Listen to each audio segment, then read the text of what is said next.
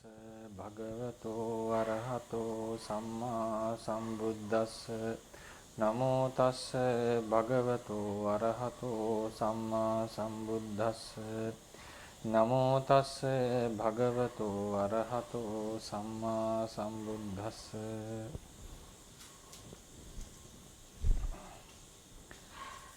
ගෞරවනීය ස්වාමීන් වහන්සේලා වරක් ප්‍රමුඛ මහා සංඝරත්නයන් අවසරයි. අපි අද දවසේ කතා කරන්න බලාපොරොත්තු වෙන්නේ කාම සෝබන කියන සිත් පිළිබඳව. කාම සෝබන සිත්. මේ වෙනකන් අපි ථේරවාදයේ කියන පරමාර්ථ කියන මාතෘකාව ඉතා හොඳින් කතා කරා විස්තර වශයෙන්. පරමාර්ථ ධර්ම කියන ඒවා ලක්ෂණ අපි කතා කරා දීර්ඝ වශයෙන්. ඊළඟට ඒ පරමාර්ථ ධර්ම එකේ දාර්ශනික පැත්තත් තරමක් කතා කරන්න යෙදුණා. ඊළඟ මොනවද මේ පරමාර්ථ ධර්ම කියලා කෙටි හැඳින්වීමක් අපි ආරම්භ කරා. ඒ හැඳින්වීමේ අපි දවස් කිහිපයක් ගත කරා සිත හඳුන්වන්නට, අකුසල සිත් හඳුන්වන්නට, ඊට පස්සේ අහේතුක සිත් ඊයේ හැඳින්වුවා. අද දවසේ අපිට තියෙන්නේ කාම සෝබන සිත්. ඒක අපි දීලා තියෙන හෑන්ඩ් අවුට් එකේ පිටුව දෙකට යන්න. දෙවෙනි පිටුවේ අවසානයේ නම්බර 5 කියන තැන අපිට තියෙනවා කාම සෝබන සිත් 24 ප්‍රධාන වශයෙන් කොටස් තුනක්. කාම සෝබන සිත් 24ක් තියෙනවා. අකුසල සිත් 12යි, අහේතුක සිත් 18යි, කාම සෝබන සිත් 24යි. මෙතන කාම කියන වචනෙන් හඳුන්වන්නේ කාමාවචර කියන භාවයයි. කාමාවචර සිත් වලට කාම සිත් කියලා කියනවා. සෝබන සිත් කියන එකේ තේරුම තමයි ඒවා මේ සෝබන ධර්ම සමග යෙදිච්ච සිත්. සෝබන ධර්ම සමග යෙදිච්ච සිත්. මොනවද සෝබන ධර්ම කියලා කියන්නේ? ශ්‍රද්ධාව, සතිය, හිරි, ඔත්තප්ප, අලෝභ, අදෝස, ප්‍රඥාව, අමෝහය, ඒ වගේ ධර්ම තමයි සෝබන ධර්ම කියලා කියන්නේ. ඒවට සාමාන්‍යයෙන් කුසල කියලා අපි විවහාර කරනවා. නමුත් ඒක නියවැරදි වචනය තමයි සෝබන කියන එක. යහපත් කියන එක. නැත්තම් එහෙම නැත්තම් අපිට කියන්න පුළුවන් සුන්දර ධර්ම කියලා. ඉතින් මේ සෝබන ධර්ම කියන්නේ චෛතසික වර්ග වලට මේ කතා කරන්නේ. සෝබන වෙන්නේ චෛතසික ධර්ම. ඒ චෛතසික ධර්ම සමග යෙදිච්ච සිත් වලට කියනවා සෝබන සිත් කියලා. සෝබන සිත් ගත්තම ඒවා තියෙනවා ඔක්කොම 59ක්. සෝබන සිත් සියල්ල 59ක් තියෙනවා. එයින් කාමාවචර සෝබන සිත් තියෙන්නේ 24යි. දැන් ඔක්කොම සිත් 89ක් ගත්තම එයින් අකුසල 12ක් තියෙනවා, අහේතුක 18ක් තියෙනවා. අකුසල 12යි, අහේතුක 18යි. ඒවා පාඩම් කරන්න උත්සාහ කරන්න. මේ කෙටි පාඩම් මාලාවෙන් අපි බලාපොරොත්තු වෙන්නේ ඒවා පාඩම් කරලා පිරිස සූදානම් වෙයි ඉදිරි පාඩම් වලට කියලා. මොකද හේතුව ඉදිරි පාඩම් අපි ටිකක් ගැඹුරින් කතා කරනකොට මේවා හුරු වෙලා තිබීම පහසුවක් නිසා. ඉතින් අහේතුක සිත් අකුසල සිත් 12යි, අහේතුක සිත් 18යි. එතකොට මේ තුන 30ක් තියෙනවා. මේ 30ට කියන අශෝභන සිත් කියලා. අශෝභන සිත් කියලා කියන මේ 30ට මොකද ඒ සෝභන ධර්ම සමග නොයෙදිච්ච නිසා. සෝභන ධර්ම සමග නොයෙදිච්ච නිසා අශෝභන කියලා කියනවා. අශෝභන කියන එකේ තේරුම කැත නැත්තම් අපිරිසුදු වෙච්ච සිත් කියන එකම නෙවෙයි. ඒ අකුසල ධර්ම නම් ඒ වගේ අපිරිසුදු වෙච්ච අසුන්දර සිත් කොටසක්. නමුත් අහේතුක සිත්වල එහෙම අපිරිසුදු භාවයක් නැහැ. ඒවා අශෝභන වෙන්නේ සෝභන ධර්ම සමග නොයෙදිච්ච නිසා. මොනවද සෝභන ධර්ම? ශ්‍රද්ධාව, සතිය, හිරි, ඔත්තප්පාදී චෛතසික ධර්ම. අපි ඒවා ඉදිරියේදී කෙටියෙන් හඳුන්වා ගන්නවා මේ ඉදිරි දින කිහිපය ඇතුළතදී. ඉතින් මේ සෝබන ධර්ම සමග යෙදිච්ච සිත් ඔය අසෝබන සිත් 30 අතහැරලා ඉතිරි ඔක්කොම සිත් 89යි කියලා කිව්වනේ පාඩමේනේ. 89ක් කිව්වා. ඉතිරි සිත් ඔක්කොම 59ක් තියෙනවා. ඒ 59 සමගම මේ සෝබන ධර්මය යෙදෙනවා. ඒ 59න් 24ක් කාමාවචර ගණයට යනවා. කාමාවචර ගණයට යනවා. ඒ කියන්නේ අපි කලින් පිටුවට නම්බර 1 පිටුවට ගියොත් අපිට පේනවා නම්බර 1 යටතේ එකක් වූ චිත්ත පරමාර්ථයේ භූමි වශයෙන් 4 වර්ගයකි. ඒක කාමාවචර සිත් 54යි, රූපාවචර සිත් 15යි, අරූපාවචර සිත් 12යි, ලෝකෝත්තර සිත් 8යි. එයින් කාමාවචර සිත් 54 ප්‍රධාන කොටස් තුනකට කැඩෙනවා. අකුසල සිත් 12යි, අහේතුක සිත් 18යි, කාම සෝබන සිත් 24යි. මේ ඔක්කොම කාමාවචර සිත් 54 තියෙනවා. එතකොට මේ සෝබන සිත් කාමාවචර සිත් වල උපදින සෝබන සිත් 24 තමයි සෝබන ධර්මයේදීච්ච සිත් 24 තමයි කාම සෝබන සිත් 24 කියලා තියෙන්නේ. අපි නැවතත් දෙවෙනි පුටුවට ගියාම දෙවෙනි පිටුවේ අගට යන්න නම්බර 5 දෙවෙනි පිටුවේ අගට ගියාම නම්බර 5 අපිට පේනවා කාම සෝබන සිත් 24 ප්‍රධාන වශයෙන් කොටස් 3යි. කාම සෝබන සිත් 24 ප්‍රධාන වශයෙන් කොටස් 3කට කඩනවා. මොනවද මේ කොටස් 3? මහා කුසල සිත් 8යි.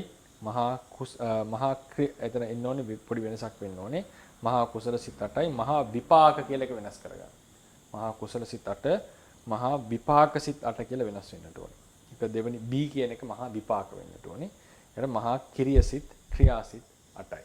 ඒතර කුසල විපාක ක්‍රියා වශයෙන් තමයි කාම සෝබන සිත බෙදෙන්නේ.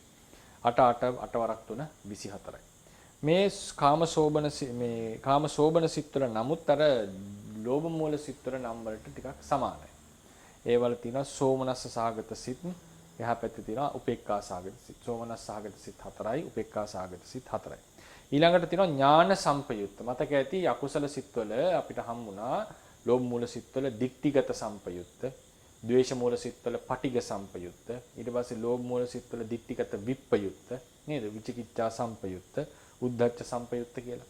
ඒ ඔක්කොම අකුසල චෛතසිකයෝනේ. දිට්ඨිය, පටිඝය, විචිකිච්ඡාව, උද්ධච්චය කියන ඒවා. මේ කාම සෝබන පැත්ත එනකොට මේ සම්ප්‍රයුක්ත විප්‍රයුක්ත භාවයේ දක්වලා තියෙන්නේ ඥානීය සම්බන්ධයෙන්. නුවණ. එහෙම නැත්නම් අමෝහය සම්බන්ධයෙන්. ඥානයේ සමග යෙදෙන සිත් වලට කියනවා ඥාන සම්ප්‍රයුක්ත සිත් කියලා. ඥානයේ යෙදෙන්නේ නැති සිත් වලට කියනවා ඥාන විප්‍රයුක්ත සිත් කියලා. එතකොට සෝමනස්ස සහගත සිත් 4යි, උපේක්ඛා සහගත සිත් 4යි, ඥාන සම්ප්‍රයුක්ත සිත් 4යි, ඥාන විප්‍රයුක්ත සිත් 4යි. අසංඛාරික සසංඛාරික කියන බෙහෙදයක් තියෙනවා. ඒක හුරුයි දැන් පිරිසට. අසංඛාරික සිත් 4යි, සසංඛාරික සිත් 4යි. අසංඛාරික වෙන්නේ යම් කිසි පසුබෑමකින් තොරව හේතු නිසා ස්වභාවයෙන්ම හට ගන්නවා නම් යම් සිතක් ඒක අසංඛාරිකයි. සසංඛාරික වෙන්නේ ඒ වගේ පසුබැසීමක් සිද්ධ වෙලා යම් කිසි උපායකින් ප්‍රයෝගයකින් අපි ඒක උස්සලා ගන්නවා නම් ඒ සිත උස්සලා ගන්නවා කියලා කියන්නේ අපි බලවත් කරලා ගන්නවා නම් ඒ සිත සසංකාරික. එතන මේ තමයි මහා කුසල සිත්වල බෙදීම. මහා විපාක සිත් හා මහා ක්‍රියා සිතුත් ඒ විදිහටම තේරුම් ගන්න. ඒ වල තියෙන සෝමනස්ස සහගත ඥාන සම්පයුක්ත අසංකාරික විපාක සිත කියලා අපි නම් කරලා තියෙනවා. එකම විදිහමයි. අර 8 මතක තියාගත්තා නම් මේ 8ත් මතක තියාගන්න පුළුවන්. එකමයි. සෝමනස්ස සහගත ඥාන සම්පයුක්ත අසංකාරික සසංකාරික, සෝමනස්ස සහගත ඥාන විප්පයුක්ත අසංකාරික සසංකාරික, උපේක්ඛා සහගත ඥාන සම්පයුක්ත අසංකාරික සසංකාරික, උපේක්ඛා සහගත ඥාන විප්පයුක්ත අසංකාරික සසංකාරික. ඒ කුසල සිත් වලටත් ඒ යට තියෙනවා, විපාක සිත් වලටත් ඒ යට තියෙනවා, ක්‍රියා සිත් වලටත් ඒ යට තියෙනවා. මෙතන විපාක සිත් කියලා කියන්නේ අපි කලිනුත් මතක් කරා අපිට කලින් පාඩමේ ඊයේ දවසේදී අපිට හම්බුණා අහේතුක සිත්වල අකුසල විපාක, අහේතුක කුසල විපාක, අහේතුක ක්‍රියා කියලා සිත් කොටස. අහේතුක කුසල විපාක, අකුසල විපාක, අහේතුක කුසල විපාක, අහේතුක ක්‍රියා කියලා. එතකොට මෙතන මේ තියෙන අකුසල කුසල සිත් මෙතනත් විපාක සිත් 8ක් අපිට හම්බ වෙනවා. මෙතනත් විපාක සිත් මහා විපාක සිත් 8 හම්බ වෙනවා. ඒ අකුසල විපාක සිත් ගත්තම අකුසල විපාක සිත් හම්බ වෙන්නේ අපිට එක තැනක විතරයි. ඒ තමයි අහේතුක අකුසල විපාක සිත්. අහේතුක අකුසල විපාක සිත්. හැබැයි කුසල විපාක කියන ඒවා අහේතුක ගොඩෙත් හම්බ වෙනවා, වෙන තැන්වලත් අපිට හම්බ වෙනවා. අහේතුක ගොඩෙත් හම්බ වෙනවා, වෙන තැන්වලත් අපිට හම්බ වෙනවා. දැන් මේ අපිට තුන්වෙනි පිටුවේ අපිට හම්බ වෙන්නේ අපි පෙරලාගෙන ඉන්නේ මහා විපාක සිත් කියන ඒවත් ඇත්තට මේවා මහා විපාක කියලා නම් කරාට ඒවත් කුසල විපාක සිත්මයි. අහේතුක කුසල විපාක සිත් වගේ මේවත් කුසල විපාක සිත්. දැන් මේවා සහේතුකයි. මේවා සහේතුකයි. ඒ කියන්නේ අපි ඊයේ කතා කරා හේතු වර්ග 6ක් තියෙනවානේ. ලෝභ, ද්වේෂ, මෝහ, අලෝභ, දෝස, මෝහ කියලා. ඒතර ලෝභ, ද්වේෂ, මෝහ, අලෝභ, දෝස, මෝහ කියන හේතු 6 සමග නොයෙදෙන සිත්. එකදු හේතුවක් සමගවත් නොයෙදෙන සිත් අහේතුක සිත්. එක හේතුවක් හරි යෙදෙනවා නම් ඒ සිත සහේතුක සිත. ඒතර අකුසල සිත්වල ලෝභය, මෝහය, ද්වේෂය, මෝහය කියලා අපිට යෙදුණානේ. ඒ සිත්වල හේතු යෙදිච්ච ක්‍රමයක් තිබුණානේ. අහේතුක සිත්වල එකදු හේතුවක්වත් යෙදෙන්නේ නැහැ. මෙන්න මේ කියන මේ මහා කුසල සිත්වල, මහා විපාක සිත්වල, මහා ක්‍රියා සිත්වල ඊට පස්සේ කතා කරන ධ්‍යාන සිත්වල ආදී හේතු යෙදෙනවා. ඒ කියන්නේ අලෝභ, අද්වේෂ, අමෝහ කියන හේතු ටික යෙදෙනවා. බලවත් සිත්. එතකොට අපිට හම්බ වෙනවා කුසල විපාකයක් ලැබෙනකොට, කුසලයක විපාකයක් ලැබෙනකොට, කාමාවචර කුසලයක විපාකයක් ලැබෙනකොට සමහර වෙලාවලට අහේතුක විපාකයක් ලැබෙන්න පුළුවන්. අපි ඊයේ කතා කරපු අහේතුක කුසල විපාක සිත් ලැබෙන්න පුළුවන්. ඒ වගේම මහා විපාක, ඒවට කියන්නේ සහේතුක කුසල විපාක සිත් ලැබෙන්නට පුළුවන්. ඒ නිසා කුසල විපාකයක් කුසලයක විපාකයක් ලෙස අහේතුක විපාක, සහේතුක විපාක ලැබෙන්න පුළුවන්. හැබැයි අකුසලයක විපාකය හැම විටම අහේතුකයි. අකුසලයක විපාකය හැම විටම අහේතුකයි. ඒකට කරුණු දෙකක් තියෙනවා. එකක් තමයි මේ විපාක සිත්නේ. විපාක සිත් කියලා කියන්නේ පෙර කරපු කුසල අකුසල කර්මයන්ගේ ප්‍රතිඵල ලෙස පහළ වෙන සිත්. ඒවායේ නැහැ ඒවා නිරුත්සාහ ස්වභාවයෙන් යුක්තයි. ඒවා අභ්‍යාපාර ස්වභාවයෙන් යුක්තයි. ඒ නිසා ඒවා වැටෙනවා අව්‍යාකත කියන ගණයට. අව්‍යාකත කියලා කියන්නේ කුසලුත් නොවිච්ච අකුසලුත් නොවිච්ච කියන ගණයට. දැන් ඔය අකුසල විපාක සිත් වල ඒ හේතු නොයදෙන්නට එක කරුණක්. ඒ හේතු නොයදෙන ප්‍රධානම කරුණ තමයි ඒ දැන් හේතු නිසානේ සිත ප්‍රබල වෙන්නේ. හේතු නිසා තමයි සිත ප්‍රබල වෙන්නේ. ඉතින් ඒ හේතු නිසා සිත ප්‍රබල වෙනවා. හේතු රහිත නම් සිත දුර්වලයි. හේතු රහිත නම් සිත දුර්වලයි. ඒ හැම අකුසලයක්ම අපි ගත්ත අකුසල සිත් 12ම ඒවල හේතු තියෙනවා. අකුසල සිත් වල හේතු තියෙනවා. නමුත් ඒ හැම සිතක්ම උද්ධච්චය කියන චෛතසිකය නිසා සැලෙනවා. උද්ධච්චය කියන චෛතසිකය නිසා ඒකට බාධා සැලෙන ගතියක් තියෙනවා.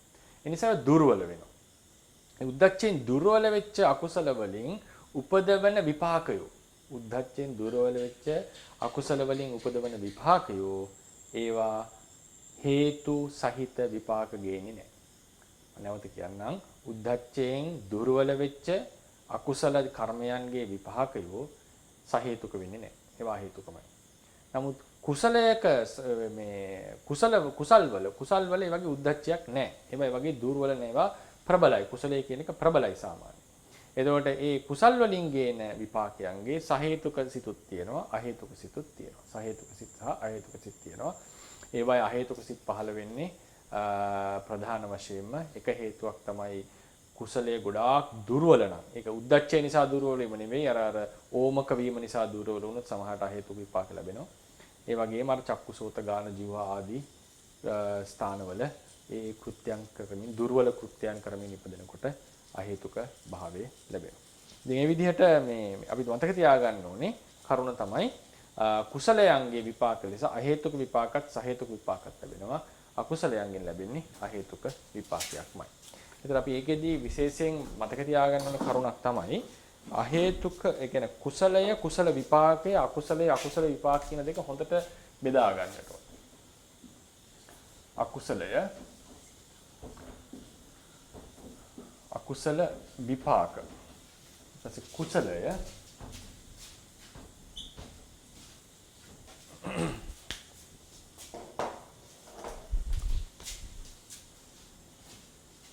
කුසල විපාක. එතකොට කවදාවත් අකුසලයයි අකුසලයේ විපාකයයි සමාන කරන්න එපා. මේක ධර්ම විරෝධී. මේ පදයේ ප්‍රධාන ගම තියෙන විපාක කියන එකට. මේක විශේෂණ පදයක්. මේ අකුසල විපාක කියන එක වචනයක්. ඒ වචනේ ප්‍රධාන තැන හම්බෙන්නේ විපාක කියන පදයට. ඒ නිසා මේක විපාක සිතක්. අහේතුක අකුසල විපාක සිත් කියන්නේ විපාක සිත්. අකුසල සිත් නෙවෙයි. ඒක හොඳට මතක තියාගන්න ඕනේ. ඒ ගොඩාක් වෙලාවට වරදින්නට පුළුවන් අකුසල සිත් කියලා කියන. අපිට සමහරලාට කියන්න හදිස්සියකට. නමුත් මේ වචනය අපි යෙදුවොත් අහන් ඉන්න කෙනාට ඒක දැනෙන්නෙම හිතා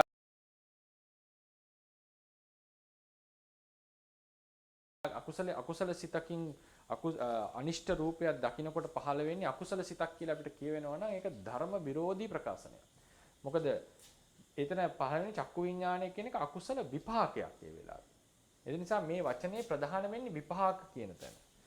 ඒක අකුසලයකින් ජනනය වෙච්ච අකුසලයක් හේතු කරගෙන හටගත්ත විපාකයක් නිසා අකුසල විපාකයක් කියලා කිව්වා. මිසක් ඒක අකුසල සිතක් නෙවෙයි. අකුසල සිත කියලා කියන්නේ ලෝභ, ද්වේෂ, මෝහ වලින් යුක්ත වෙච්ච සිත. කුසලයටත් එහෙමයි. කුසලය කියලා කියනකොට දැන් මේ අකුසලයේ නිසා තමයි අකුසල විපාකේ හටගන්නේ. කුසලයේ නිසා කුසල විපාකයේ හට ගන්නවා. හැබැයි කුසලය කියන්නේ ඒ වගේ විපාක දීමේ හැකියාවෙන් යුක්ත සිතක්. කුසල විපාක කියලා කියනකොට එහි එහි ප්‍රතිඵලය තමයි කුසල විපාක. මේකෙත් ප්‍රධාන වචනය විපාක කියන එක. කුසල කියන එක නෙවෙයි. ප්‍රධාන වචනේ විපාක කියන එක. ඒතර අහේතුක විපාක සිත් ගත්තම් කුසල විපාක සිත් ගත්තම් ඒවා විපාක සිත්. මහා විපාක සිත් ගත්තම ඒවා විපාක සිත්. ඒ නිසා මේ බෙහෙදේ හොඳටම තේරුම් ගන්න. කුසල අකුසල දෙකට අපි කියනවා කර්මය කියලා. එහි ප්‍රතිඵල වෙන්නේ විපාකය. කුසලයෙන් ගේන ප්‍රතිඵලය කුසල විපාකය, අකුසලයෙන් ගේන විපාකය ප්‍රතිඵලය අකුසල විපාකය. මම මේක වැඩියෙන් ගොඩාක් එම්ෆසයිස් කරන්න හේතුව තමයි ගොඩාක් වෙලාවට මේක වර්ධිනවා. ගොඩාක් වෙලාවට අපි භාවිතා කරනවා අකුසල සිතක් අකුසල අහේතුක අකුසල සිතක් පහළ වෙනවා. අනිෂ්ට රූපයක් දකිනකොට අකුසල සිතක් පහළ වෙනවා. ඉෂ්ට රූපයක් දකිනකොට කුසල සිතක් පහළ වෙනවා. ඒක මේකෙන් අපි හිතන්න පුළුවන් මේ දෙක වචනයෙන් අපි එක වචනයක් විතරක් හදනවා කියලා. මේක විතරක් යෙදුවොත් මේ තමයි ප්‍රධාන කොටස වචනේ. මේක හැලුවා කියලා කියන්නේ සම්පූර්ණ වෙන ධර්මයක් ගැන අපි කතා කරලා තියෙනවා. මේක හැලුවොත් තාම ඒ විපාක ගොඩේමයි. එතකොට විපාකය දැන් ඉෂ්ට රූපයක් දකිනකොට විපාක සිතක් පහළ වෙනවා කියවම මේ ප්‍රකාශනය නිවැරදි. ඒකේ කුසල විපාකයක්ද අකුසල විපාකයක්ද කියලා කිව්වේ නෑනේ අපි. නමුත් ඒක විපාක කියන භාවයෙන් නිවැරදි. පොදු භාවයෙන්. දැන් අපි කියනවා මිනිස්සෙක් කියලා. ස්ත්‍රියකටත් කියන්න පුළුවන් පුරුෂයෙක්ටත් කියන්න පුළුවන්. මිනිස්සෙක් කියලා කියන්නේ මිනිසත් භව ලැබපු කෙනෙක්. එතකොට අපි ස්ත්‍රී පුරුෂ බෙහෙදේ කියන්නේ නැතුව මිනිස්සෙක් කිව්වොත් ඒක නිවැරදි වගේ විපාක කියන භාවයේ කියන කිව්වොත් ඒක කුසල විපාකයටත් පොදුයි අකුසල විපාකයටත් පොදුයි. අපි මේ පදේ හැලුවොත් මේක විතරක් කිව්වොත් අපි කියලා තියෙන්නේ කුසල කර්මයක් ගැන. මේක හැලුවොත් අපි කියන්නේ අකුසල කර්මයක් ගැන. ඒක සම්පූර්ණ ධර්ම දෙකක්. මේවා වැටෙන්නේ කර්ම කියන ගණයට. මේ කුසල අකුසලයේ වැටෙන්නේ කර්ම කියන ගණයට. මේවා වැටෙන්නේ විපාක කියන ගණයට. කර්ම සහ විපාක. ඒ නිසා හොඳට පරිස්සම් වෙන්න මේ වචන භාවිතයේදී ඉදිරියේදී. මේ අකුසල නිසා පහළ වෙන අකුසල විපාකයෝ අකුසල නිසා පහළ වෙන අකුසල විපාකයෝ සෑම විටම අහේතුකයි. සෑම විටම අහේතුකයි. හරිනේ සෑම විටම අහේතුකයි. කුසලයේ නිසා ලැබෙන විපාකයෝ. මෙතන අපි විශේෂත්වයක් දාන්නට ඕනේ. අපි අද කතා කරන්නේ කාමාවචර කුසලයේ ගැන. කාමාවචර කුසලයේ ගැන. ඉතින් අපි දුවොත් එහෙම මෙහෙම කාමාවචර කුසලයේ විපාකය. ඒක අහේතුකත් විය හැක සහේතුකත් විය හැක. හරිනේ? අහේතුක විය හැක සහේතුක විය හැක. කාමාවචර කුසලයේ අහේතුක විපාක තමයි අපි ඉගෙන ගත්තේ අහේතුක කුසල විපාක කියලා ඉගෙන ගත්තේ. 8. සහේතුක විය හැක කියන එක තමයි මහා විපාක 8. මහා විපාක කියලා කියන්නේ තව විදිහට කිව්වොත් සහේතුක කුසල විපාක. කාමාවචර සහේතුක කුසල විපාක කිව්වත් හරි. හරිනේ? ඒතර ඔය බෙදීම හොඳට දැනගන්න. ඒක ඊටාම වැදගත්. මේකට හේතුව ඇයි මේ සිත් අහේතුක අකුසල විපාක සිත් හැමතිස්සෙම අහේතුක උනේ හේතුව උද්ධච්චයෙන් සංප්‍රයුක්ත වීම. හරිනේ? උද්ධච්චයෙන් සංප්‍රයුක්ත වීම. කුසල විපාක සිතක් අහේතුක වෙන්නට හේතුව තමයි කුසලයේ දුර්වල නම් එක හේතුව. ඒ වගේ තමයි ඒ විපාක හිත උපදින්නේ දුර්වල වස්තුවක් නැත්නම් දුර්වල කෘත්‍යයක් කරමින් විශේෂයෙන් දුර්වල කෘත්‍යයන් සිද්ධ කරමින් දස්සන සවනාදී දුර්වල කෘත්‍යයන් සිද්ධ කරමින් කෘත්‍ය ගැන තමයි විශේෂයෙන් සඳහන් වෙන්නේ. දුර්වල කෘත්‍යයන් සිද්ධ කරමින් නම් ඒක අහේතුකයි. ඒ කියන්නේ ප්‍රබල කර්මයකින් උනත් ලබා දෙනකොට චක්කු විඥානය උපදිනකොට චක්කු විඥානයේ තියෙන දර්ශන කෘත්‍ය දුර්වල නිසා ඒක අනිවාර්යෙන් අහේතුකයි. හරිනේ? සහේතුක වෙනවා කර්මයේ ප්‍රබල නම් වෙන කෘත්‍ය තියෙනවා. ඒකෙදි සහේතුක වෙනවා. ඒ කියන්නේ කෘත්‍ය වර්ග කිහිපයක් තියෙනවා සිතකින් කරන. ඒක අපි විඥාන පාඩමේදී කතා කරමු. ඒක අර ප්‍රකීර්ණක සංග්‍රහයේදී සාමාන්‍යයෙන් කතා කරනවා අභිධර්මාර්ථ සංග්‍රහයේදී. එතකොට මේ මහා විපාක සිත් 8 කියලා කියන සහේතුකයි කිව්වේ මොකද්ද? හේතු යුක්තයි. මොනවද හේතු? හේතු හයක් තියෙනවා. ලෝභ, දෝෂ, මෝහ, අලෝභ, දෝෂ, අමෝහ. එතකොට මෙතන තියෙන්නේ අලෝභ, අදෝෂ, අමෝහ. මොකද හොඳ පැත්තේනේ. අලෝභ, අදෝෂ, අමෝහ කියන හේතු වලින් යුක්ත සිත්. මේවල හේතු නැහැ. මේවලත් හේතු නැහැ. හරිනේ? අකුසල වල තියෙනවා හේතු. අකුසල විපාක නෙවෙයි. අකුසල සිත් වල තියෙනවා ලෝභ දෝෂ මෝහ. අකුසල ලෝභ දෝෂ. කුසල සිත් වලත් අලෝභ අදෝෂ අමෝහය තියෙනවා. අලෝභ අදෝෂ අමෝහය තියෙනවා. ඒ නිසා අපි දැනගන්නට ඕනේ දැන් ඒකයි මම එදා කිව්වේ මතක ඇති අපි කතා කරනකොට කිව්වා ලෝභ දෝෂ මෝහය අනිවාර්යෙන් අකුසලයි. හරිනේ? ලෝභ දෝෂ මෝහ අකුසලමයි. අලෝභ දෝෂ මෝහ හැම විටම කුසල නෙවෙයි. ඒවා කුසලයවත් තියෙනවා. කුසල සිත්වල අලෝභ දෝෂ මෝහ තියෙනවා. විපාකවලක් තියෙනවා. අලෝභ දෝෂ මෝහ. දැන් ඉදිරියේදී කතා කරනවා ක්‍රියා සිත්වල. රහතන් වහන්සේට පාලන සිත්වල එහෙමත් තියෙනවා. ඒකට කුසල කියන්න බෑනේ ක්‍රියා. ඒ නිසා අලෝභ දෝෂ මෝහ කුසල හේතු කියලා කියනකොට අපි මේ අර මේවට පොදුවේ කියන්න හොඳ නම තමයි සෝබන කියන එක.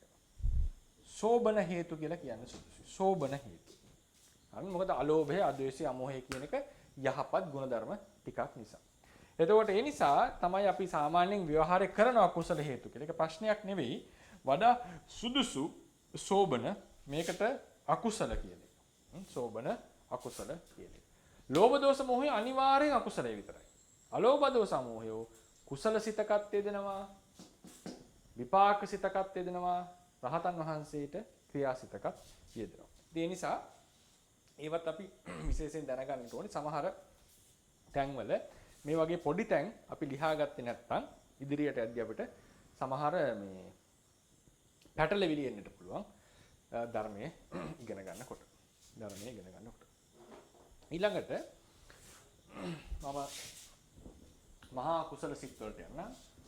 පින්වතුන් දකින්න ඇති පින්වතුන් සහ ස්වාමීන් වහන්සේලා මේකේ තියෙනවා මේ කෝබන සෝබන කාම සෝබන සිත් 24 හැම සිත් ගොඩකම තියෙන මහා කියන වචනය. මහා කියන එකේ තේරුම මේක මහත් කියන එක නෙවෙයි. බොහෝ සෙයින් පහළ වෙනවා කියන්නේ. දැන් බොහෝ සෙයින් සත්වයට පහළ වෙන්නේ අකුසල සිත්. නමුත් කුසල සිත් අතරින් විපාක සිත් අතරින් ක්‍රියා සිත් අතරින් සෝබන පැත්තේ තියෙන කුසල සිත් විපාක සිත් ක්‍රියා සිත් අතරින් වැඩිපුරම පහළ වෙන්නේ මේ කාමාවචර කුසල විපාක ක්‍රියා සිත්. ඒ කියන්නේ ඊට පස්සේ හම්බ වෙනවා හෙට අපි කරනවා ධ්‍යාන සිත් කියලා කොටසක්. රූපාවචර අරූපාවචර ධ්‍යාන, ලෝකෝත්තර සිත් කියලා කොටසක්. ඒවා ඊටාම දුර්ලභයි. ඊටාම කලාතුරකින් පහළ වෙන්නේ සත්‍යයන්. ඉතින් කුසල් සිත් අතරින් විපාක කාමාවච සෝබන කුසල් සිත් අතරින් සෝබන විපාක සිත් අතරින් සෝබන ක්‍රියා සිත් අතරින් වැඩිපුර පහළ වෙන්නේ මේ කාමාවචර කුසල විපාක ක්‍රියා. ඒ නිසයි මහා කියලා තියෙන්නේ. එහෙම නැතුව ඒවා අර ධ්‍යාන වලට වඩා වැදගත් නිසාවත් ප්‍රබල නිසාවත් නෙවෙයි. එතකොට මේ මහා කුසල සිත් ගත්තම මහා කුසල සිත් කියලා කියන්නේ අපි දාන ආදී පුණ්‍ය කර්ම කරනකොට, සීලයක් ආරක්ෂා කරනකොට, සිල් සමාදන් වෙනකොට, භාවනා කරනකොට, ධර්මයේ කියනකොට, ධර්මය අහනකොට, යහපත් ශිල්ප ශාස්ත්‍ර ඉගෙන ගන්නකොට, අනුන්ට උපකාර කරනකොට මේ වෙලාවේ හිතේ පහළ වෙන සිත් තමයි මහා කුසල සිත් කියලා කියන්නේ. මහා කුසල සිත් කියලා කියන්නේ. ඒ සිත්ම, ඒ ක්‍රියාම රහතන් වහන්සේ කෙනෙක් කරනකොට අනුස්සය රහිත సంతානයක පහළ වෙනකොට ඒ සිත් වලටම කියනවා ක්‍රියාසිත කියලා. දැන් අපි කරන දේශනාව මම පෘතුග්ජනයෙක් නිසා මේ කරන දේශනාව කුසල සිතින් කරන්නේ. මේ දේශනාවම රහතන් වහන්සේ කෙනෙක් කළොත් ඒ වෙලාවේ පහළ වෙන්නේ ක්‍රියාසිත. මොකද හේතුව දැන් අපි බලමු මේ මහා ක්‍රියාසිත කියන ඒවත් ඒ විදිහමනේ. දැන් තුන්වෙනි පිටුවට යන්න. තුන්වෙනි පිටුවේ තියෙන මහා ක්‍රියාසිත 8. ඒවල තියෙන මේ විදිහටම සෝමනස්ස සහගත ඥාන සම්පයුක්ත අසංකාරික සසංකාරික ඥාන විප්පයුක්ත අසංකාරික සසංකාරික උපේක්ඛා සහගත ඥාන සම්පයුක්ත අසංකාරික සසංකාරික ඥාන විප්පයුක්ත අසංකාරික සසංකාරික කියලා තියෙනවා. එතකොට ඒක කුසලසිත වගේමයි. ක්‍රියාසිතෙත් නමත් ඒ වගේමයි. නමුත් මේක කුසලසිතයි ක්‍රියාසිතයි එක වගේ. එතකොට විපාකසිත ඒක අපි පැහැදිලි කරගමු. විපාකසිතයි දැන් කුසලසිතයි ක්‍රියාසිතයි කියන දෙක බොහොම සමානයි. වෙනස තියෙන්නේ මෙච්චරයි. ඒ දෙන්නගෙන්ම කරන්නේ එකම සිද්ධිය, එකම ක්‍රියාවන්. අපිත් බණ කියනවා රහතන් වහන්සේත් බණ කියනවා. අපිත් දන් දෙනවා රහතන් වහන්සේත් දන් දෙනවා. අපිත් අනුන්ට උදව් කරනවා රහතන් වහන්සේත් අනුන්ට උදව් කරනවා. වෙනස තියෙන්නේ යම් කෙනෙක් මේ වගේ යහපත් ක්‍රියා සිද්ධ කරනකොට ඔහුගේ సంతානයේ අනුස්සය කෙලස් තියෙනවා නම් අපි කියවනේ අර පරමත්ත ජාතික කියලා කොටසක් කියව මතකද? පරමත්ත ජාතික කියලා. ඒ අනුස්සය කෙලස් ටික යම් කෙනෙක්ගේ సంతානයේ තියෙනකොට යහපත් ක්‍රියාවක් කළා. ඒ ක්‍රියාවට මතු විපාක ලබා දීමේ හැකියාවක් ලැබෙනවා. මතු විපාක ලබා දීමේ හැකියාවක් ලැබෙනවා. ඒ ක්‍රියාම අනුස්සය රහිත సంతානයක කළොත් ඒවට මතු විපාක ලබා දීමේ හැකියාවක් නැහැ. ඒවා ඒ ක්‍රියාව කරලා අවසන් වෙනවා. අපි දානයක් දෙනකොට ක්‍රියාවත් සිද්ධ වෙනවා, මතු විපාක දීමේ ශක්තියකුත් ඉතිරි වෙනවා. ඒ හේතුව අපි ළඟ තියෙන අනුස්සය කෙලෙස් නිසා. රහතන් වහන්සේ කෙනෙක් දන් දෙනකොට හොඳ ක්‍රියාවක් සිද්ධ කරනකොට ක්‍රියාව සිද්ධ වෙනවා, මතු ඒ ශක්තිය ඉතිරිවන්නේ නැහැ. කොහොමද ඒ ශක්තිය ඉතිරිවන්නේ? මොකද්ද ඒ සාධකයේ කියන එක අපි කර්ම කියන පාඩමේදී දීර්ඝව කතා කරන්නට ඕනේ. අවිද්‍යාවේ සහ තෘෂ්ණාවේ බලපෑම කෙසේද තියෙන්නේ කර්මසිතට කියන එක අපි වෙනම දීර්ඝව කතා කළ යුතුයි. ඒක වෙනම මාතෘකාවක්. දැන් අපි තේරුම් ගන්නට ඕනේ කුසල සිතයි ක්‍රියාසිතයි සමානයි. මොකෙන්ද සමාන? සිදු කරන ක්‍රියාවලින් ගන්න අරමුණු වලින් මේ වලින් සමානයි.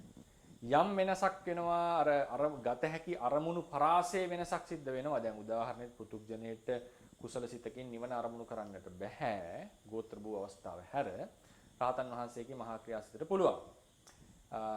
ඒ වගේ ඒකේ ආරම්මනවල පොඩි වෙනස්කමක් තියෙනවා. නමුත් සාමාන්‍යයෙන් ඒ වලින් ගන්න අරමුණු ක්‍රියාවල සමානත්වයක්මයි තියෙන්නේ. වෙනස තමයි කෙලෙස් සහිතව හොඳ දේවල් කරනකොට ඒකට කියනවා මහා කුසල සිත කියලා. කෙලෙස් රහිතව කරනකොට මහා ක්‍රියාසිත. මොකද ඒකේ විපාක දීමේ ශක්තියක් නොලැබෙන නිසා. දැන් අපි එදා කතා කරා මතක ඇති. එදා අපි අර චිත්ත වීති කියලා එකක් කතා කරන්නේ. අපි චිත්ත වීති කියලා පාඩම කොටස් ටිකක් කතා කරා. ඒකෙදී අපි මුලින්ම භවාංග සිත් ටිකක් කියලා ගත්තා. මොකද්ද භවාංග කියලා කිව්වේ?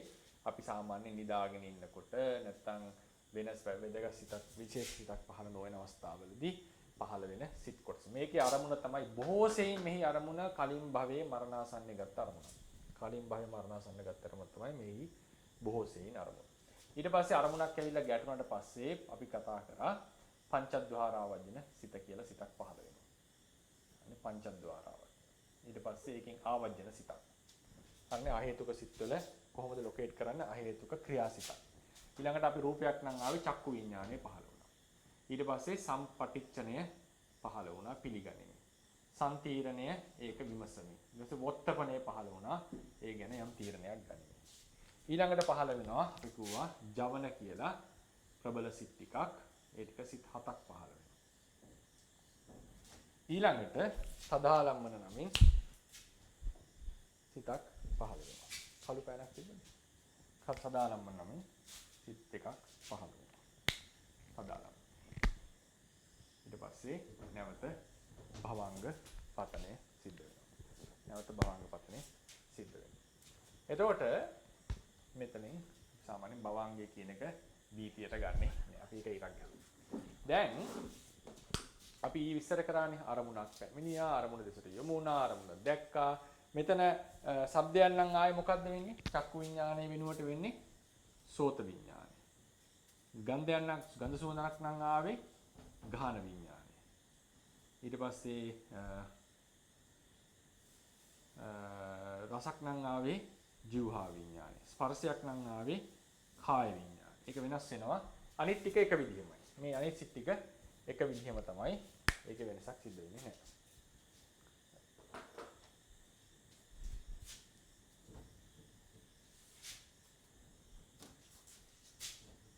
භවංග වෙන පාට කියමු.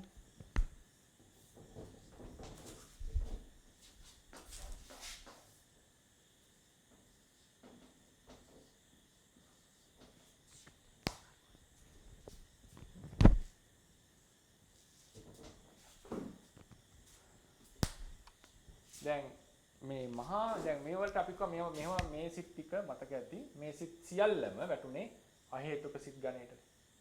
මේ සිත් සියල්ලම අපි එදා කතා කරා. මේ සිත් සියල්ලම අපි විස්තර වශයෙන් කතා කරා. විස්තර වශයෙන් කියන්නේ තරමක් කතා කරා. මේ ඔක්කොම අහේතුක සිත්. මේ ඊට පස්සේ ඒ වගේම අපි මනෝද්වාරයට අරමුණක් වෙනකොට ඒකත් අපි කතා කළා. මනෝද්වාරාවජන සිතක් පහළ වෙනවා. ඊට පස්සේ ජවන සිත් කෙලින්ම පහළ වෙනවා. ඊට පස්සේ තදාලම්බන සිත් දෙකක් පහළ වෙනවා. ඊට පෙර සාමාන්‍යයෙන් මේ සිත් පහළ වෙන්නට පෙර භවාංග සිත් පහළ වෙනවා. ඊට පස්සේ භවාංග සිත් පහළ වෙනවා. මේක කියන්නේ භවාංග කියලා අහලා තියෙ වචන. මෙන්න මේකෙදි දැන් මහා කුසල සිත් වැඩ කරන්නේ කොතනද? මහා කුසල සිත් අසු වෙන්නේ කොතනද? මේක තමයි සිත වැඩ කරන ක්‍රමය. සාමාන්‍යයෙන් අපේ සිත වැඩ කරන්නේ මේ වගේ සිත් එකිනෙකට පෙරපසු වෙයි වැඩ කරන්නේ. සිත් ටික. ඒතකොට මේ වැඩ කරනකොට දැන් මේ ටික අහේතුක සිත් කොටසක් කිව්වා. මේ සිතත් මතක ඇති මනෝද්වාරාවජන සිත කිව්වනේ. මේකත් අහේතුක සිතක්. මේ ටික අපි කතා කරමු.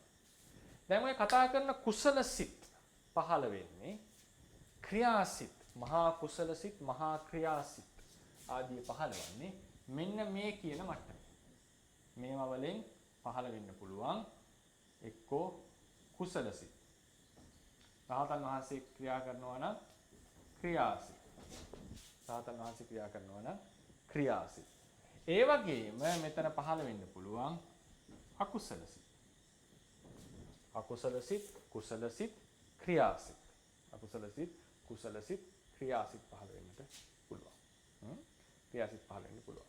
එතකොට මෙතනත් මේ මනෝද්වාරයේ පහළ වෙනකොට අකුසල සිත්, කුසල සිත් හෝ ක්‍රියාසිත පහළ වෙන්නට පුළුවන්. අකුසල සිත්, කුසල සිත්, ක්‍රියාසිත පහළ වෙන්නට පුළුවන්. මෙතනදී තවත් අපි නැවත මතක් කිරීමක් ලෙස ගියොත් මේ අහේතුක සිත් ගොඩේ පංචද්වාරාවජන සිත මතක ඇති. වොත්තපන සිත මනෝද්වාරාවජනේ මෙතන පහළ වෙනවා කියන්නේ. මනෝද්වාරාවජන කියන සිත් තමයි වොත්තපන නමින් පහළ වෙන්නේ. මෙතන කෙලින්ම මනෝද්වාරාවජන නම. මේ සිත් තුනක් ක්‍රියාසිත තුනක් කියලා කිව්වා. මෙතන දෙකයි තියෙන්නේ. මේ මනෝද්වාරාවජන තමයි මෙතන පහළ වෙන්නේ වෙන නමකින් අපි හඳුන්වනවා. මෙතන මේ සිත් දෙක එහෙම නැත්නම් තුන ඒවත් අහේතුක ක්‍රියා. ඒවත් අහේතුක ක්‍රියා. ඒ සිත් ටික ඒවට අපි කියන පොදුවේ ආවර්ජන සිත්. ආවර්ජන සිත් දෙක මේක වොත්තපන සිත. ඒකත් මේ සිතම තමයි කෘත්‍ය පොඩි වෙනසක් තියෙනවා. දැන් මෙතන පහළ වෙන්නේ මේ ක්‍රියාසිත දෙක අතහැරලා ඉතිරි ක්‍රියා ටික තමයි මෙතන පහළ වෙන්නේ. මේ ක්‍රියාසිත දෙක අතහැරලා ඉතිරි ක්‍රියාසිත මෙතන පහළ වෙනවා. ඒ නිසා ක්‍රියාසිත ගත්තම දෙකක් තියෙනවා මේ තැන්වල පහළ වෙන. කුසල අකුසලෙත් අනිවාර්යෙන් මේ ජවන මට්ටමේ විතරයි පහළ වෙන්නේ. කුසල අකුසලෙත් ජවන මට්ටමින් විතරමයි පහළ වෙන්නේ. ක්‍රියාසිත ගත්තම අර ආවර්ජන සිත් දෙක මේ ජවන වලින් අන්‍යව පහළ වෙන්න පුළුවන්. අනිත් සෑම ක්‍රියාසිතක්ම පහළ වෙන්නේ ජවන මට්ටම. ජවන කියලා කියන්නේ ජව සම්පන්න සිත්, බල සම්පන්න සිත්, ශක්ති සම්පන්න සිත් කියන එකයි ජවන කියන එකේ තේරුම. ඒ සිත් ඉක්මනින් ඉපදෙනවා බින්දින එක නෙමෙයි මේ කියන්නේ. ඒවයි හැකියාව, ජවය, බලය, කෘත්‍ය කිරීමේ ශක්තිය ඒවා වැඩි ඒ ජවන සිත්වල. අධික වේගයෙන් යුක්තයි. වේගය කියලා කියන්නේ ස්පීඩ් කියන ඉක්මනින් බින්දනවා කියන අර්ථයෙන් නෙමෙයි. ඒ වගේ බලවත් බව වැඩි කියන එකයි අදහස් කරන්නේ. ඒ නිසා මේ අකුසල සිත්, කුසල සිත් කියනවා අනිවාර්යෙන් පහළ වෙන්නේ මේ ජවන මට්ටමින්. හරිනේ අකුසල ක්‍රියාසිතුත් මේ දෙක ආවර්ජන හැර ඉතිරිය පහළ වෙන්නේ ජවන මට්ටමින්. දැන් ඊයේ අපි කතා කරා අහේතුක ක්‍රියාවල තිබුණා නේද අන්තිම අහේතුක සිත් ගොඩේ. ඒක බලන්න පිටුව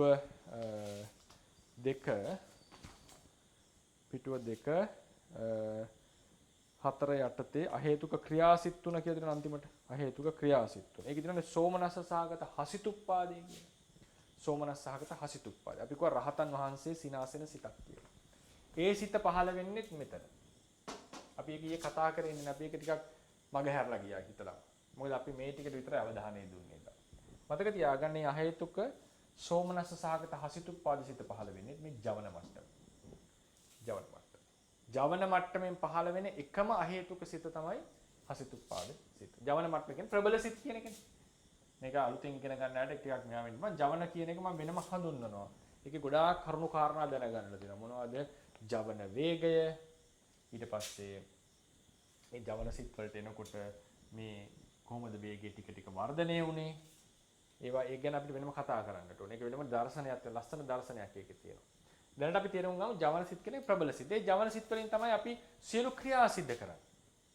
අපි කෑම, බීම, යෑම, ඒම, සිතීම, කරුණක් ගැන කල්පනා කරනකොට, කරුණක් ගැන ගැඹුරින් හිතනකොට, ඉගෙන ගන්නකොට මේ හැම දෙයක්ම කරන්නේ මේ ජවන සිත් වල. ඒක ප්‍රබල සිත්. එන ප්‍රබල සිත්. හරි දැන් රහතන් වහන්සේ hina වෙනවා සිනාසෙනවා කියන්නේ කායික ක්‍රියාවක්නේ. ඒතර ඒ කායික ක්‍රියාව සිද්ධ වෙන්නේ ජවන සිත් වල. ඒවත් ජවන. ඒ ප්‍රබල කෘත්‍යයක් මේ ජවන කියලා කියන්නේ. ඉතින් ඒ අහේතුක ක්‍රියාසිත සෝමනස් සහගත ක්‍රියාසිත පහළ ජවන සිත් වලින් අකුසල කුසලයේ අනිවාර්යෙන් ජවන සිත්මයි. දැන් අපි මහා කුසල සිත් 8ක් ඉගෙන ගත්තනේ. ඒ සිත් 8 පහළ වෙන්නේ මෙතන. උදාහරණයක් ගමු. මහා කුසල සිත් 8යි. හරිනේ? කුසල සිත් 8ක් මෙතන පහළ. අකුසල සිත් 12ම පහළ වෙන්න පුළුවන්. අකුසල 12ම පහළ වෙන්න පුළුවන්. ක්‍රියාසිත ගත්තම අහේතුක ක්‍රියාසිතයි අද අපි ඉගෙන ගන්න මහා ක්‍රියාසිතයි. මේක වෙන මහා ක්‍රියාසිත තුන්වෙනි පිටුවේ තියෙනවනේ. අකුසල සිත්, මහා විකුසල සිත්, මහා විපාක සිත්, මහා ක්‍රියාසිත. මං කියන්නේ කුසල සිතයි ක්‍රියාසිතයි බොහෝ සෙයින් සමානයි කියලා. වෙනස තියෙන්නේ අනුසය තියනවද නැද්ද කියන එක විතරයි. එතකොට මේ සිත් ඔක්කොම පහළ වෙන්නේ මේ ජවන කියන මට්ටම. ජවන කියන මට්ටම. මෙතනත් එහෙමයි. මේ අකුසල සිත් 12ම මේකේ පහළ විය හැකි මනෝද්වාරේ, කුසල සිත් 8යි, ක්‍රියාසිත ගත්තම එකක් හසිතුප්පාදයයි, මහා විපාක මහා ක්‍රියාසිත 8යි. ඒතර ඔක්කොම ගත්තා මෙතන 29ක්. සිත් වර්ග 29ක් පහළ විය හැකියි. කාමාවචර සිත් ජවන මට්ටමින් 29ක් පහළ වෙන්න පුළුවන්.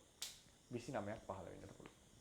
ඉතින් මේ ඊට පස්සේ ඊළඟට අපි දැනගන්න මහා විපාක සිත් කියලා කොටසක් තියෙනවා. මේ මහා විපාක සිත් පහළ වෙන්නේ කොහිද? මහා විපාක සිත් පහළ වෙන්නේ කොහිද? දැන් හොඳට මතක තියාගන්න මේ තමයි සිත වැඩ කරන ක්‍රමය. දැන් අපි එදා අර මුලින්ම පටන් ගත්ත chart එකක් ඇඳලා මතක ඇති උපදින්නට තියෙන ස්කන්ධයෝ ඉපදිලා තියෙන ස්කන්ධයෝ පරමත්ත ජාතිකයෝ කියලා අපි වෙන් කළා අපි එක chart එකකට ගත්තානේ භවය කියන එක. ඒ වගේ ඊට පස්සේ අපි කිව්වා සියලු ධර්මයෝ පවතින්නේ කලාප වශයෙන්. සිත උපදින්නේ චිත්තචෛතසික සමූහයක්. රූපේ උපදින්නේ රූප කලාපයක්, රූප සමූහයක්. ඒ වගේම මේ සිත වැඩ කරන්නේ මෙන්න මේ වගේ process එකක. මේ වගේ ක්‍රමයකට. මේකේ පොඩි වෙනස්කම් වුණාට මේ තමයි මූලික චිත්තයක් සටහන. සිත වැඩ කරන සටහන. තේරවාදීන්ගේ හැටියට සිත වැඩ කරන ක්‍රමය. පොඩි වෙනස්කම් කීපයක් වෙනවා. මේ සමහර වෙලාවලට අරමුණ පැහැදිලි නැතිනම් ටිකක් පරක් වෙලා ගැටුනොත් මේ සිත් ටික අඩු වෙනවා. ඒක වෙන්න පුළුවන්. නමුත් මේක තමයි බේසික් chart එක. මේකෙත් එහෙම වෙන්නත් පුළුවන්. ඊට පස්සේ ධ්‍යාන, අභිඥා, මාර්ගඵල වලටපත් වෙනකොට මේ process එකමයි පොඩි වෙනස් වීම අගින් වෙනවා. ටිකක් වැඩි වෙනවා ජවනසිත. ඒ නිසා අපිට කියනවා මේ තමයි බේසික් ස්ට්‍රක්චර් එක. මූලික සටහන, රූප සටහන, සිත වැඩ කරන මූලික රූප සටහන. එතකොට මේක ඇන්දොත් එහෙම අපිට ඕන මේක මකලා මෙතන දිපංච විඥානය කියලා කියුවා. චක්කුසෝත ගාන දිවහා කාය විඥාන පහළ වෙන එක මේ ද්විපංච විඥානය කියලා පොදු වචනයක් මෙතනට දාතයි අපිට. මේක ඕනනම් මගේ හැරලා. එතකොට අපිට charts දෙකකට සම්පූර්ණේ ගන්නට පුළුවන්. මම මේක මෙහෙම තියන්න. මොකද සමහර කෙනෙක්ට ද්විපංච විඥානය කියන වචනේ පැහැදිලි නැත්නම් ඒක පැටලෙන්න පුළුවන් නිසා මෙතන එතකොට අපිට ඕන chart දෙකකට ගත හැකියි. එතකොට මේක තමයි. එතකොට අපි මොනවා හරි සිත් පහළ වෙනවා නම් මොනවා හරි සිත් තියෙනවා නම් අපි ඉගෙන ගන්න ඕන සිත් 89ක්. ඒ සිත් 89 අපිට පුළුවන් වෙන්න ඕනේ මේ chart එකේ කොහෙට හරි fit වෙනවා. කොහෙට හරි fit වෙනවා. ඒකට මේ chart එකට නොයැටෙන සිතක් නැහැ. ඒ නිසා මේ විදිහට සිත් ඉගෙන ගත්තම අපේ හිතට හොඳට පැහැදිලි වෙනවා. ඒක තමයි සිත ප්‍රායෝගිකව වැඩ කරන ක්‍රමය. මේක ගැන අපි දීර්ඝව කතා කරනවා. නාම රූප පවත්ති කියන පාඩම යටතේ. දැන් එනවා මහා විපාක සිත් කියලා කොටසක්. මහා විපාක සිත් කියලා කොටසක් ආවනේ. මේ මහා විපාක සිත් පහළ වෙන්නේ කොහිද? මේ මහා විපාක සිත් පහළ වෙන්නේ තැන් දෙකක. එක්ක මේ භවාංග කියන සිත්වල පහළ වෙනවා. සිත් ලෙස පහළ වෙනවා. භවාංග කියන සිත් ලෙස පහළ වෙනවා. එතකොට සාමාන්‍යයෙන් මහා විපාක. අටෙන් එක කියන්නේ එක භවයක එකයි පහළ වෙන්නේ. දැන් කුසල සිත් ගත්තම, ජවන සිත් ගත්තම කුසල සිත් එකපාරක් එක කුසල සිතකින් ඊළඟ පාර ඊළඟ කුසල සිතෙන් ඊළඟ වීතිය ඒවා එකම තියාගෙන එක වීතියක් පටන් ගත්තොත් මේ එක සෙට් එකක මොනවා හරි දැන් ලෝභ මූල පළවෙනි සිත නම් පහළ වුණේ සෝමනස්ස සාගත ditthිගත සම්ප්‍රයුක්ත අසංකාරික සිත නම් ඉතිරි හයත් ඒ සිතමයි. මේ එක process එකක් ඇතුලේ වෙනස් වීමක් වෙන්න බෑ. එක process එක මෙතන අසංකාරික මෙතන සසංකාරික මෙතන සම්ප්‍රයුක්ත මෙතන විප්‍රයුක්ත එහෙම බෑ. මේක එකක්මයි යන්නේ. මෙතනත් එහෙමයි. මෙතනත් එහෙමයි. මේ දෙකෙත් එහෙමයි. එක වර්ගයක සිතක් නම් ඒකත් ඊළඟ සිතේ තදාලම්බන කිසිත ඒක මම වැඩි විස්තර කරන්න යන්නේ නැහැ. ඒක පස්සේ අපි ඉමින් කතා කරන්න ඕන එකක්. ඉතින් ඒ වගේ දැන් හැබැයි වෙන වීතියකදී මෙතන කුසල සිතක් ඊළඟ වීතියේදී අකුසල සිතක් ඊළඟ වීතියේදී ද්වේෂ සිතක් ඊළඟේ ලෝභ සිතක් වෙන්නට පුළුවන්. හැබැයි මේ භවාංග කියන සිත එහෙම වෙනස් වෙන්නේ නැහැ එක භවයකදී. එක භවයකදී වෙනස් වෙන්නේ. අපි ඉපදිලා ඉන්නේ දැන් පළමු හිතන මහා විපාක සිත තමයි මෙතන පහළ වෙන්නේ. අපි හිතමුකෝ සෝමනස්ස සහගත ඥාන සම්පයුක්ත අසංඛාරික විපාක හිතෙන් ඉපදුනා කියලා. සෝමනස්ස සහගත ඥාන සම්පයුක්ත අසංඛාරික පහින මුළු හැම භවාංගයක්ම මේ ජීවිතේ පහළ වෙන හැම භවාංගයක්ම ඒ එකම සිතයි පහළ. එකම සිත කියලා කියන්නේ එක වගේ සිතක්. එකෙන් කියන්නේ එකම සිත තියනවා කියන එක නෙමෙයි එක වගේ සිතක් ඉපදී යනවා. හැබැයි මේ භවාංගෙත් නානත්ව තියෙනවා. සමහරලාට භවාංගයේ දුර්වලයි. සමහරලාට භවාංගයේ ටිකක් ජව සම්පන්නයි. සමහර අවස්ථාවල භවාංගයේ චලනය වෙනවා. ඒකේ භවාංගයේ නානත්වයක් තියෙනවා. වීති දෙකක් අතර භවාංගය. ඊට පස්සේ නින්දකදී හීනයක් දකිනකොට තියෙන භවාංගයේ හැටි. ගැඹුරු නින්දෙදි තියෙන භවාංගය. ඊට පස්සේ අපිට තියෙන ආගන්තුක භවාංගය කියලා සිතක් කතා කරනවා. ඒ වගේ ඒකේ තියෙන නානත්වයක්. ඒක අපි භවාංග පාඩමේ කතා කරනවා. අපි දැනට දැනගමු මහා විපාක සිත් පහළවන්නේ මේ භවාංග සිත් ලෙස. සාමාන්‍ය මහා විපාක සිත් පහළවන්නේ භවාංග සිත් ලෙස. භවාංග සිත් තව සිත් දෙකක් පහළ වෙනවා. අපි ඊයේ ඉගෙන ගත්ත අහේතුක සිත් කියලා කොටසක් ඉගෙන ගත්තානේ.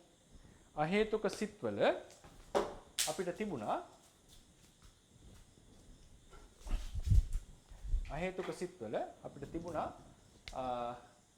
සම්තීරණ කියලා සිතක්.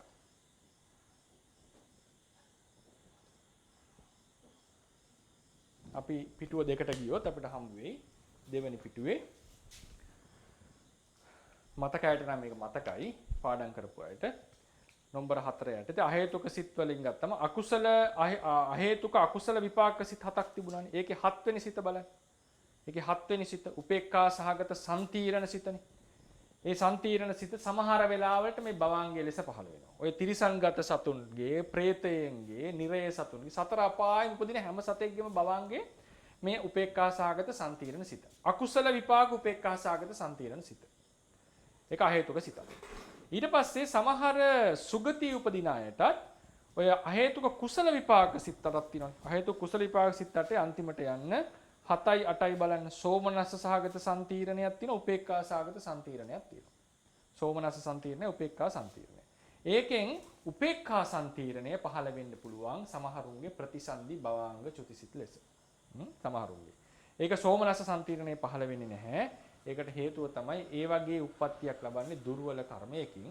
ඒ දුර්වල කර්මයකින් ඒ ලබන උප්පත්තියේදී ඒ සම්තීරණ සිත හැමතිස්සෙම උපේක්ඛා සහගතයි. එතකොට මේ උපේක්ඛා සහගත සම්තීරණ දෙක. ඒකත් උපේක්ඛා සහගත නික සෝමනස්සයනේ උපේක්ඛා සහගත සම්තීරණ සිත් දෙක මෙතන පහළ වෙන්නට පුළුවන්. ඊට පස්සේ තවත් සිත් ටිකක් තියෙනවා. ඒක අපි හෙට දවසේදී කතා කරන මහග්ගත සිත්. ඒක මම මෙතන ලියන්න යන්නේ නැහැ. තවත් සිත් ටිකක් තියෙනවා. තවත් සිත් 9ක් පහළ වෙන්නට පුළුවන්. තවත් සිත් 9ක් පහළ වෙන්නට පුළුවන්. හරිනේ? ඊට පස්සේ මේ තදාලම්මන කියන එකෙත් මෙතනත් ඒ විදිහමයි. මම හිතනවා ඒක පැහැදිලි වෙන්නේ නැති. උපේක්ඛා සම්තීරණ දෙකයි මහා විපාක 8 සහ වෙනත් තවත් සිත් වෙනත් කියලා කිව්වක අපි වෙනත් 9ක් පහළ වෙනවා. හරි වෙනත් සිත් 9ක් පහළ වෙන්නට පුළුවන්. අපි අද අවධානය දෙන්නේ මේ සිතට. අපි අවධානය දෙන්නේ මේ සිතට. හරිනේ? මේ තදාලම්මන කියන තැනත් හරිනේ තදාලම් කියන තැනත් සිත් වර්ග දෙකක් පහළ. මම ඒක විස්තර කරන්න යන්නේ. සම්තීරණ කියපු සිත්වල සාමාන්‍ය සම්තීරණ සිත් 3ක් තියෙනවානේ නේද? සම්තීරණ 3ක් තියෙනවා. මොනවද තුන? අකුසල විපාක වල එකයි කුසල විපාක තිබෙන සෝමනස් උපේක්ඛා කියලා. මෙතන අපි උපේක්ඛාව විතරයිනේ ගත්තේ. ඒ නමුත් මෙතන තදාලම්මන වශයෙන් සම්තීන තුනව පහළ වෙන්නත් පුළුවන්. මහා විපාක 8ම පහළ වෙන්නත් පුළුවන්. මෙතනත් ඒකමයි. මෙතනත් සම්තීරණ 3යි. ඊට පස්සේ මහා විපාක 8. හරිනේ මේ මහා විපාක පහළ වෙන්නේ මේ තැන්වල. මහා විපාකයේ පහළ වෙන්නේ මේ තැන්. අපි වෙන පාඩකයක එක මාක් කරලා පැහැදිලි කරගන්න, හයිලයිට් කරන්න. මහා විපාක සිත් පහළ වෙන්නේ මේ තැන්වල. ප්‍රතිසන්දි භවාංග චුතිස සම්තීරණ ලෙස. ඒ කියන්නේ අපි කෙටියෙන් සරලව කිව්වොත් මේ මහා විපාක සිත් වලින් තමයි අපේ ප්‍රතිසන්දිය සිද්ධ වෙන්නේ. මහා විපාක සිත් වලින් අපේ ප්‍රතිසන්දිය සිද්ධ වෙලා තියෙන්නේ. කලාතුරකින් උපේක්ඛා සහගත සම්තීරණ හිතකින් ඔය සුගතියේ ඉන්න අහේතුක පුද්ගලයෝ කියලා අපි කියනවා සමහරුන්ට. ඒ සුගති අහේතුකයන්ට උපේක්ඛා සම්තීරණයක් පහළ වෙන්න පුළුවන් සමහර විට.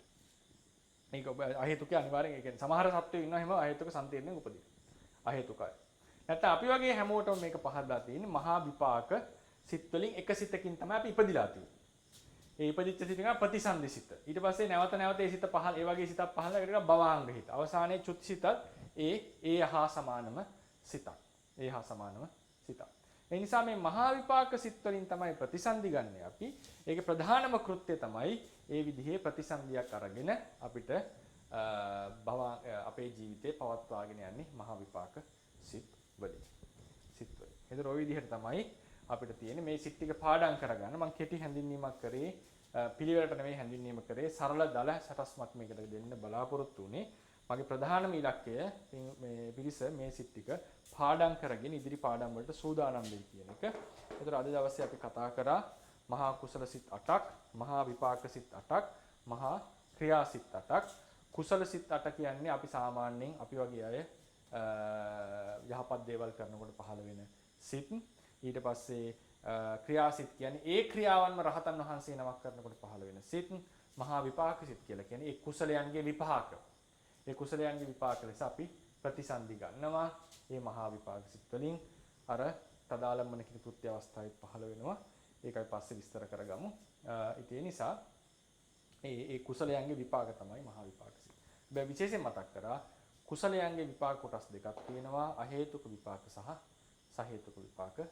මේවා වල අලෝබදෝ සමූහ තියෙනවා. අපි ඊයේ ඉගෙන ගත්තා කුසලයන්ගේ අහේතුක විපාක. සමහර විට කෙනෙක්ට මේක වේගෙන් යනවා වගේ සරලව කෙටියෙන් කරා වගේ තේරෙන්න පුළුවන්. අපි බලාපොරොත්තු වෙන්නේ මේ සිත් ටික පාඩම් කරගෙන සිත් සම්බන්ධයෙන් යම් දැනුමක් තියාගන්න. මොකද ඉදිරියේදී කරන පාඩම් වලදී අපි ගොඩාක් ගැඹුරින් කතා කරනවා මාතෘකා. ඒ වගේ තැන්වලදී සිත් ටික පාඩම් නම් ඉතාම පහසුයි මේ කටයුතු ඉදිරියට අවබෝධය ඇති කරගන්න. ඉතින් මේ වගේ සෝමනස් උපේක්ඛා භේදේ තියෙනවා. ඊට පස්සේ ඥාන සංප්‍රයුක්ත විකෘත භාවයේ තියෙනවා. ඊට පස්සේ අසංකාරික අසංකාරික භාවයේ තියෙනවා. සෝමනස් උපේක්ඛා කියන එක අපි ගත්තොත් සෝමනස්ස කියලා කියන අපි කිව්වා යහපත් ප්‍රිය ඉෂ්ට වේදනාවෙන් යුක්ත වීම. උපේක්ඛා කියලා කියන්නේ මධ්‍යස්ථ වේදනාවෙන් යුක්ත වීම. හොඳට බලා ගන්න මේ කුසල සිත්වල මේ සෝබන සිත් එකකවත් දෝමනස්ස වේදනාව යෙදෙන්නේ නැහැ. දෝමනස්ස වේදනාව යෙදෙන්නේ නැහැ. ඊළඟට ඥාන දිට්ඨිගත සංප්‍රයුක්ත භාවයන් මේකේ නෑ. මොකද දිට්ඨිය කියන්නේ අකුසල සිතක්. ඥාන සංප්‍රයුක්ත භාවය මේ කුසල විපාක ක්‍රියාසිත සෑම එකකම තියෙනවා. කුසල විපාක ක්‍රියාසිත සෑම එකකම තියෙනවා. ඥානය තියෙන්න පුළුවන්. සමහර වෙලාවට ඥානය නැතු උපදින්නට පුළුවන්. ඒක ඥාන විප්‍රයුක්තයි කියලා කියනවා. දැන් කුසල සිත් වල ඥානය තියෙනවා. අපි ගැඹුරු දෙයක් කල්පනා කරනකොට, ගැඹුරු දෙයක් ඉගෙන ගන්නකොට, කර්ම විපාක විශ්වාස කරමින් දන් දෙනකොට, ගැඹුරු විෂයක් අධ්‍යයනය කරනකොට, විපස්සනා වඩනකොට ඥානය වැඩ කරනවා. ඒ වගේ සමහර ලාවට ඥානය රහිතව සිත් පහළ වෙනවා කුසල සිත්. රහතන් වහන්සේත් කුසල ක්‍රියාවන් සිද්ධ කරනකොට සමහර ලාවට විපස්සනා වඩනකොට ගැඹුරු ධර්ම හිතනකොට ගැඹුරු ධර්ම කරුණු ගැන බණ කියනකොට ඥාන සම්ප්‍රයුක්ත සිත් පහළ වෙනවා. සමහර අවස්ථාවල හුරුවට වගේ වැඩ කරගෙන යනකොට උන්වහන්සේට ඥාන විප්‍රයුක්ත සිත් පහළ වෙනවා. ඊළාට විපාක සිත ඥාන සංප්‍රයුක්ත විප්‍රයුක්ත වෙන්නට ප්‍රධානම සාධකය තමයි ඥාන සංප්‍රයුක්ත සිත්වල විපාකය. අපි සාමාන්‍යයෙන් කියන්න වෙන්නේ ත්‍රි හේතුක උත්කෘෂ්ඨව කරපු කර්මයේ ප්‍රතිසන්දිහෙම ගන්නකොට ඥාන සංප්‍රයුක්ත විපාක සිතකින් උපදිනවා. ඒ වගේ දුර්වල කර්මයකින් උපදිනකොට ඥාන විප්‍රයුක්ත සිතකින් උපදිනවා. ඒ වගේ පස්සේ අපි දිගටම දීර්ඝව කතා කරමු. අසංකාරික සසංකාරික ભેදය කුසල ක්‍රියාසිටවල අසංකාරික සසංකාරික ભેදේ ඉන්නේ අර අකුසල සිත් වලට කිව්වා වගේමයි. අකුසල සිත් වලට කිව්වා වගේමයි. පහු බහැලා කර්මයක් කරනවා නම් ඒක සසංකාරිකයි. එහෙන් පහු බහින් නැතුව කර්මය කරනවා නම් ඒක අසංකාරිකයි. විපාක සිත්වල අසංකාරික සසංකාරික භාවය තීරණය වෙන්නේ ප්‍රතිසන්දියක් අපි ගන්නකොට ඒ ප්‍රතිසන්දි ගන්නට කලින් භවයේ මරණාසන්නයේදී කර්මය ඉදිරිපත් වෙච්ච කර්මයකින් ප්‍රතිසන්දි ගන්නෙ. ඒ කර්මය ස්වභාවයෙන්ම ඉදිරිපත් වුණා නම් පහළ වෙන සිත අසංකාරිකයි. එහෙම නැතුව වෙන කෙනෙක් මතක් කරලා දීලා ඒ කර්මය මතු වුණා නම් ඒ ප්‍රතිසන්දි හිත සසංකාරිකයි කියලා තමයි අපි සාමාන්‍යයෙන් ධර්මයේ කියන්නේ. තදාලම්මන සිත් වෙස පහළනකොට ඒක වෙනම විදිහකට තමයි අසංකාරික සසංකාරික භාවයේ තීරණය වෙන්නේ. ඒක තමයි කෙටියෙන් මට හඳුන්වන්න තියෙන්නේ. සිත් සම්බන්ධයෙන් පාඩම් කරගන්න අපි හෙට දවසේදී මහග්ගත සිත්, ලෝකෝත්තර සිත් සියල්ලම එක දවසින් කෙටියෙන් හඳුන්වලා ඉවර කරනවා. ඊට පස්සේ චෛතසික ධර්ම ටික දවසකින් හෝ දෙකකින් අවසන් කරලා රූප ටික ගැන කෙටි හැඳින්වීමක් කරලා මම පැමිණෙනවා. පරමත් උපාදිනෝ ධම්ම. අපි දැන් පරමත්ත ධර්ම වලනේ ඉන්නේ. ප්‍රධාන මාතෘකාවේ පරමත්ත කියන මාතෘකාවත් මතක ඇති. පරමත්ත ධම්ම සංකත පරමාර්ථ යටතේ සංකත පරමාර්ථ ධම්ම උපාදිනෝ ධම්ම අනුප්පන්න ධම්ම පරමත්ත ජාතික කියන මාතෘකාවලට නැවත පැමිණෙනවා. තව දවස් කිහිපයකින්. ඒ නිසා අද දවසේ මේ ටික තමයි මට බෙදා ගන්නට තියෙන්නේ. කාට හරි ගැටලු තියෙනවා නම් ප්‍රශ්න අහන්න පුළුවන්.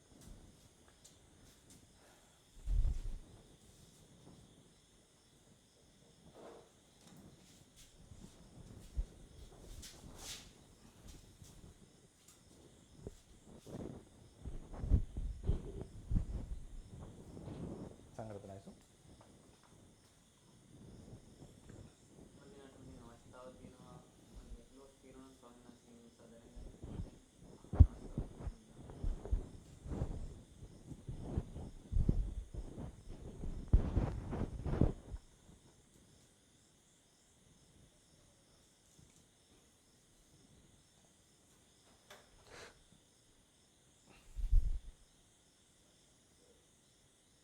පෙරවසන්නයි මම පේමලා නැත්නම් දැන් අර වීඩියෝ වල වහන්සේ දැන් භාංග සිත්වල අන්තිමට තියෙන භාංග මහ විපාකات විතරද ඇති වෙන්නේ නෑ මේ සම්තිරණ වලටනේ ලිව්වේ අපි තදාලම්මන වලට තදාලම්මන ඒ භවංගත් මේ විදිහම තමයි. ඒ කියන්නේ ඔය තදාලම්මන වලට ලියලා තියෙනවා. සම්තිරණ 3යි මහ විපාකට. ඒ භවංගෙ ලිව්වේ නෑ මම. ඒ භාංගයක සයින්හස ඇති වෙන්නේ මුලින් භාංග වලට ආවෝ ඒසි තමයි ඒසිත්මයි මේ ටිකම තමයි අපේ බෝඩ් එකේ පේන්නේ නැතුව ඒක ඒකේ මම දීලා තියෙන්නේ මේ හරි බොහොම පිං කිව්වට මේක මේ තදාලම්මන සිත් වලට මේ දීලා තියෙන්නේ භවංගේ වෙනම ඉන්නේ. ඒ භවංගේ මේ විදිහමයි. මේ වල එකම තමයි. ඒක ඉන්නේ 2යි 8යි වෙනස්.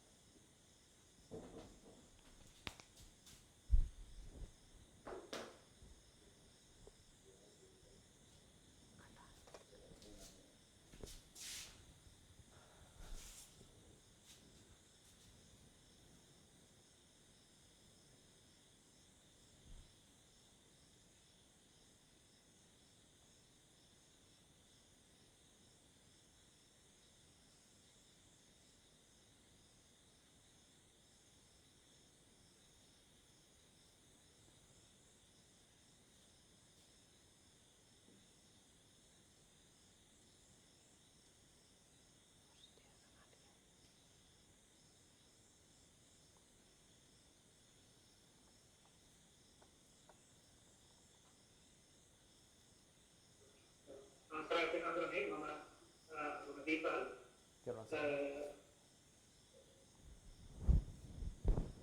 රහතන්වහන්සේ වගේ වික්ලේශී උත්තරමේකට ඥාන විප්‍රයුක්ත සිත් ඇති වෙන්නේ කොහොමද කියලා පොඩි ගැටලුවක් ආවම අපිට සුද්ධ පැහැදිලි කරලා දෙන්න. කොහොම හොඳයි. තෙරුවන් සරණයි. අරුණ මහත්තයා නේද? හොඳයි. ඒක මෙහෙමයි නික්ලේශී භාවය කියන එක උඩ නික්ලේශී භාවයේ තිබූ පමණින් ඥාන සම්ප්‍රයුක්ත වෙන්න ඕනේ කියලා නීතියක් නැහැ. නික්ලේශී භාවය කියලා කියන්නේ කෙලෙස් දුරු කරා කියන එකනේ.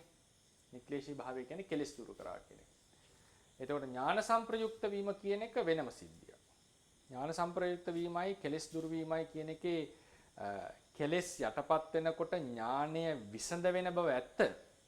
ඥානය දියුණු වෙන බව ඇත්ත. නමුත් ඥාන සංප්‍රයුක්ත වීමට කෙලෙස් රහිත වූ පමණින් ඥාන සංප්‍රයුක්ත වෙනවා කියලා එකක් අපිට එහෙම මූලික સિદ્ધාන්තයක් ගොඩනගන්නට බෑ. රහතන් වහන්සේ ගැන අපි හඳුන්වන්නේ සති අවිප්පවාසය කියලා. ඒ කියන්නේ නිතරම සිහියෙන් ඉන්න. උන්වහන්සේගේ සිතට අකුසලියෝ ගලාගෙන එන්නේ නැහැ. ඒකට හේතුව මොකද? උන්වහන්සේ අකුසලියෝ දුරු කරපු නිසා. අනුසය නැති නිසා අකුසල් හටගන්නේ නැහැ. හැබැයි ඒකෙන් කියවෙන්නේ නැහැ අනුසය නැති වුණා කියන එකෙන් හැමතිස්සෙම උන්වහන්සේගේ ජවනසිත අර කියපු ප්‍රබල සිත්වල ඥානේ තියෙන්නට ඕනේ කියලා නියමයක් නැහැ. එතකොට අපි දැන් කාට හරි එහෙම ගැටලුවක් එනවා නම් නැවත අපිම ප්‍රශ්න කරගන්නට ඕන තැන තමයි ඇයි නික්ලේශී වූ පමණින් ඥාන සංප්‍රයුක්ත විය යුතුයි කියන સિદ્ધාන්තය අපි ඇති කරගත්තේ. එතකොට අපි ඒකෙදි සමහරලාට මම මේක මම උඩින් මකන්නන්නේ කමක් නැහැ නේ. මම හිතනවා ප්‍රමාණවත් වෙන්නේ නැති කියලා. මේ chart එක මම මකනවා.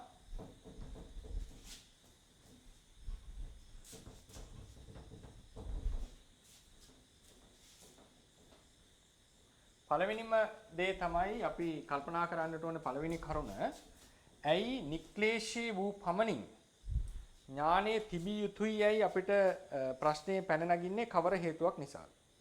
නික්ලේශී වූ පමණින් ඥානයේ තිබිය යුතුයි කියලා නීතියක් ථේරවාද ශාසනයේ නැහැ. දැන් අපි සාමාන්‍යයෙන්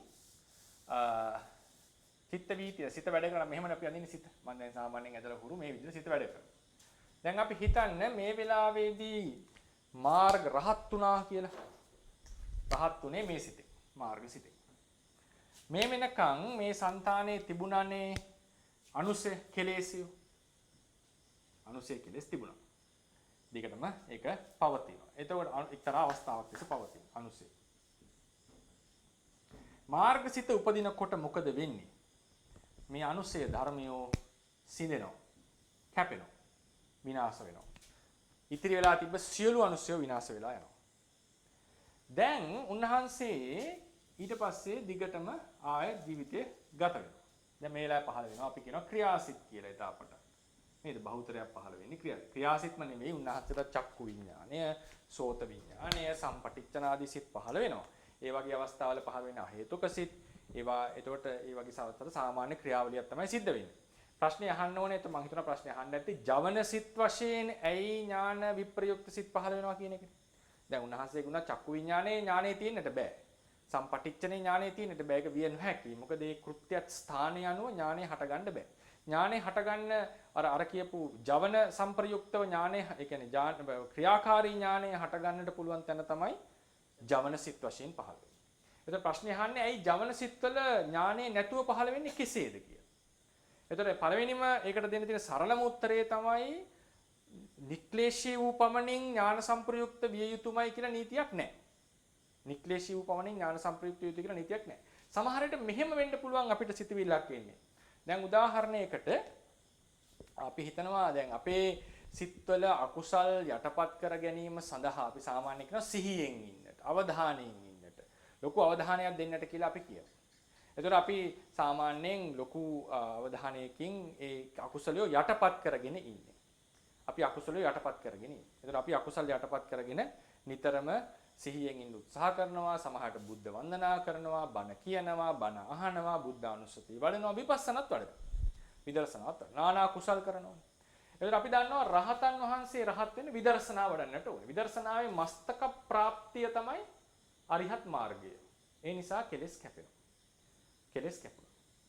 කෙලෙස් කැපුණාට පස්සේ දැන් ඔන්න සමහරලාට හිතෙන්නට පුළුවන් රහතන් වහන්සේ හැමතිස්සෙම කෙලෙස් වලින් මිදී ඉන්නේ විදර්ශනා නුවණින් ඉඳීම තුල කියලා අදහසක් තියෙන්නට පුළුවන්.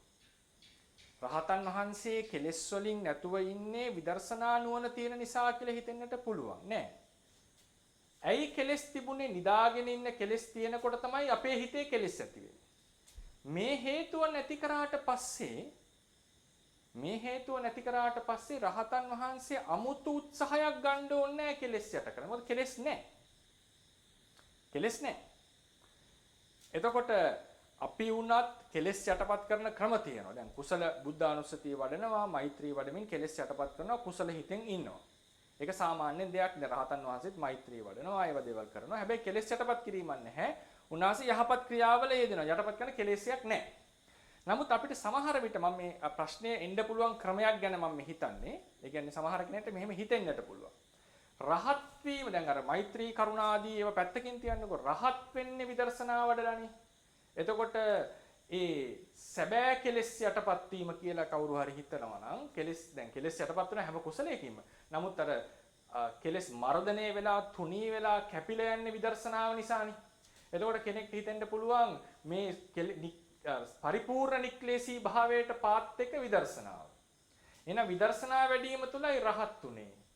එතකොට විදර්ශනා ඥානය නිසා තමයි රහත් උනේ. එහෙනම් රහතන් වහන්සේ තුල විදර්ශනාවෙන් රහත් වුණා නම් නිතරම උන්වහන්සේ විදර්ශනා නුවණින් ඉදී යුතුයි කියලා අදහසක් එන්නට පුළුවන් කෙනෙක්ට.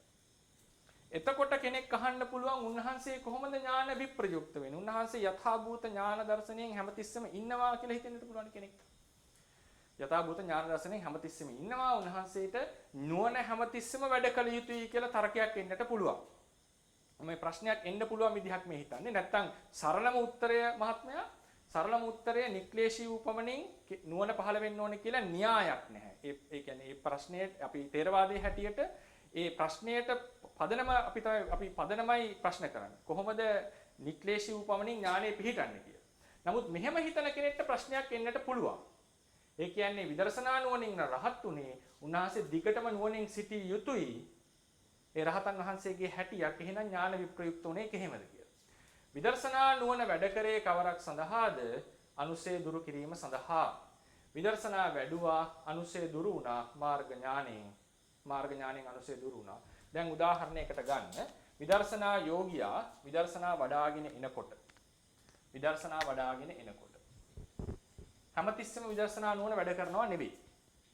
දැන් උදාහරණයකට හිතන්නකෝ මම මේ රහතන් වහන්සේ විදර්ශනා වඩන අවස්ථාවකින් රහත් වෙන්න කෙනෙක් විදර්ශනා වඩාගෙන ඉනවා කියලා හිතන්නකෝ. දැන් එතකොට චිත්ත වීති පහළ වෙනවානේ මේ හැමතැනම. චිත් පහළ වෙනවා.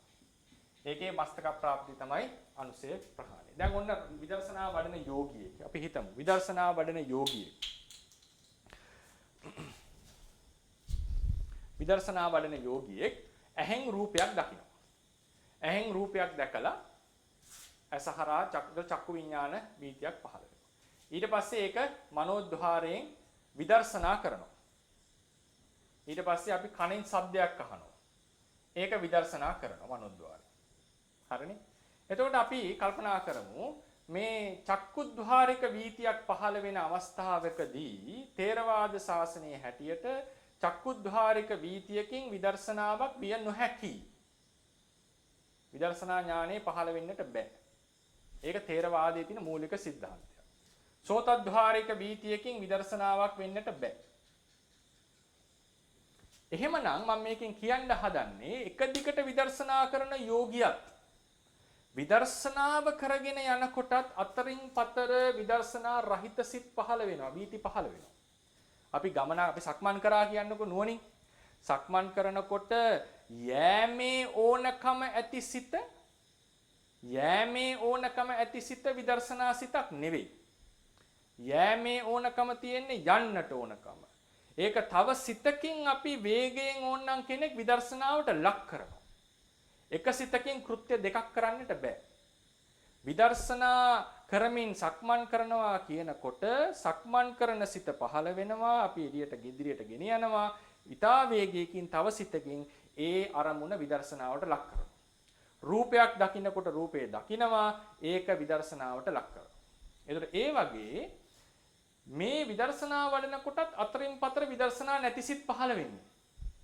විදර්ශනාව නැතිසිත පහළ වෙන්නේ. සමහර වෙලාවලට චක්කු විඥාණයෙන් කෙලෙසයක් පළු වෙලා ඊට පස්සේ විදර්ශනා වඩන අයත් ඉන්නවා.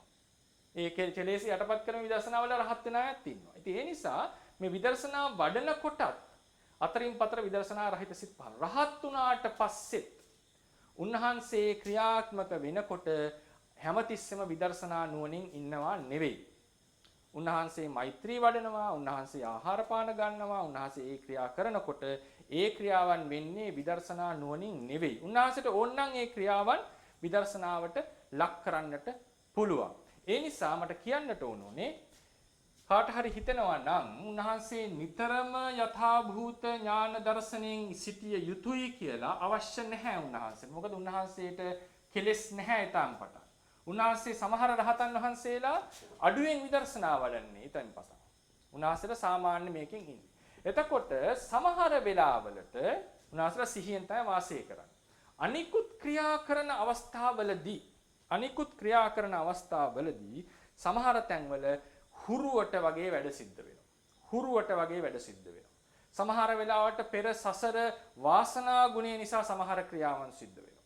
ඒ වගේ තැන්වලදී උන්වහන්සේගේ සිතේ ඥානය වැඩ කරන්නේ නැහැ කියන එක තමයි ථේරවාද ධර්මයේ මේකේ තියෙන අදහස. ඒ කියන්නේ උදාහරණයක් දීලා තියෙන්නේ සමහර රහතන් වහන්සේලා ධානයෙන් නැගිටලා ධානය ප්‍රත්‍යවේක්ෂා කරනකොට හුරුවට ඒක වෙනවා ඥාන විප්‍රයුක්ත. සමහර ප්‍රගුණ ග්‍රන්ථ සූත්‍ර එහෙම කටපාඩමින් කියනකොට ප්‍රගුණ නිසා සමහර වෙලාවලට ඥාන විප්‍රයුක්තව ඒක වැඩ කරන්නට පුළුවන්. හොඳ කතා ප්‍රවෘත්තියක් තියෙනවානේ. එක ස්වාමින් වහන්සේ කෙනෙක් ඒකේ මම කියන්න හදන්නේ මේ රහතන් වුණා කියලා හැමතිස්සෙම අර විදර්ශනා නුවණින් ඉන්නේ නැහැ කියන එක. දැන් රහතන් වහන්සේලා දෙනමක් හිටියා. මේක දැක්වෙන්නේ මජ්ක්‍ධිම නිකාය අටුවාවේ. ලංකාවේ හිටපු පුරාණ රහතන් වහන්සේලා දෙනමක් ගුරුවරයයි කුඩා ශිෂ්‍යය දෙන්නම රහත්. ඒ දින මහන්සියලා වන සෙනසුනක තමයි වස් සමාදන්. ඉතින් ලොකු ස්වාමීන් වහන්සේට හොඳ කුටියක් හම්බුණා. පොඩි ස්වාමීන් වහන්සේ ඈත කුටියක පොඩි කුටියක හිටියේ. ඉතින් උන්වහන්සේ නිතරම ආරණ්‍යයේ තමයි ගත කරේ. ලොකු ආරණ්‍ය සේනාසනයක්. ඒක කොටි වලස්සු පවා ඉන්නවා. ඉතින් ස්වාමීන් වහන්සේ බොහොම හොඳින් බණ භාවනා කටයුතු වල නිරත වුණා. අවස්ථාන සමයේම ඉතාම සතුටින් ගත කරා රහතන් වහන්සේ නම.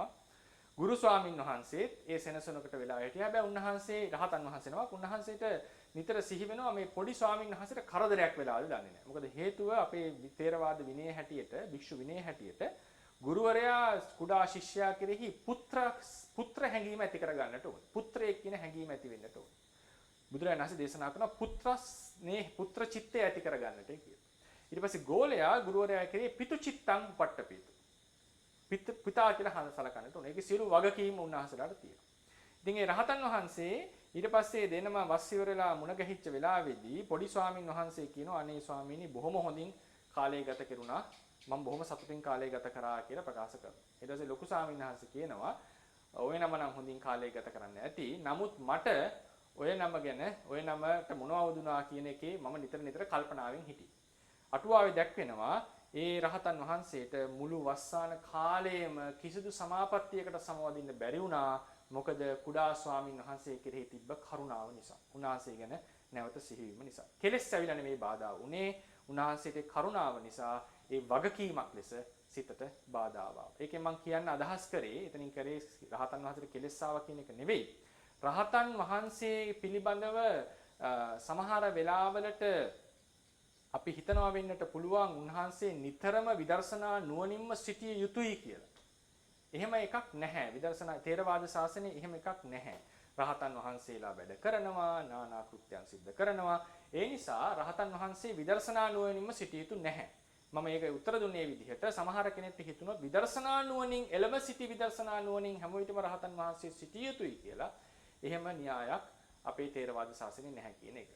සරල උත්තරය දුන්නොත් කියන්න තියෙන්නේ නික්ලේශී එක වෙනම කියන්න ඕනේ. නික්ලේශී වූ පමණින් ඥාන සංප්‍රයුක්ත විය යුතුයමයි කියලා න්‍යායක් නැහැ. බුදුරජාණන් වහන්සේ ගැන කියද්දි කියනවා ජවනසිත ඥාන සංප්‍රයුක්ත වෙනවා. ඥාන විප්‍රයුක්ත ක්‍රියාසිත පහළ වෙන්නේ නැහැ. ඒකට හේතුව තමයි ඉන්ද්‍රියන්ගේ තියුණු බව. ඥානය හටගන්නට තියෙන සාධක දෙකයි. කෙලෙස් වලින් දුරු වීම, කෙලෙස් යටපත් වීම තුළ ඥානය හොඳින් හටගන්න. ඥානය විසඳ වෙනවා, ප්‍රබල වෙනවා. ඒ වගේම අපි නැවත ඉන්ද්‍රිය ධර්මයන් පුහුණු කරලා හොඳට ඉන්ද්‍රිය ධර්ම කියන අපේ ගුණධර්ම දියුණු කරලා තියෙනවා නම් ඥානය දියුණු වෙනවා. ඒ නිසා බුදුරජාණන් වහන්සේ රහතන් වහන්සේ දෙන්නටම කෙලෙස් නැහැ. භාග්‍යවත් බුදුරජාණන් වහන්සේගේ ඒ ඉන්ද්‍රියන්ගේ තියුණු භාවය නිසා හැමතිස්සෙම ඥාන සංප්‍රයුක්ත සිත් පහළ වෙනවා. හසිතුප්පාද සිත පහළ වෙන අවස්ථාව හැර ජවන මට්ටමේ රහතන් වහන්සේට ඥාන සංප්‍රයුක්ත, ඥාන විප්‍රයුක්ත සහ හසිතුප්පාද කියන සිත් සියල්ලම පහළ වෙනවා.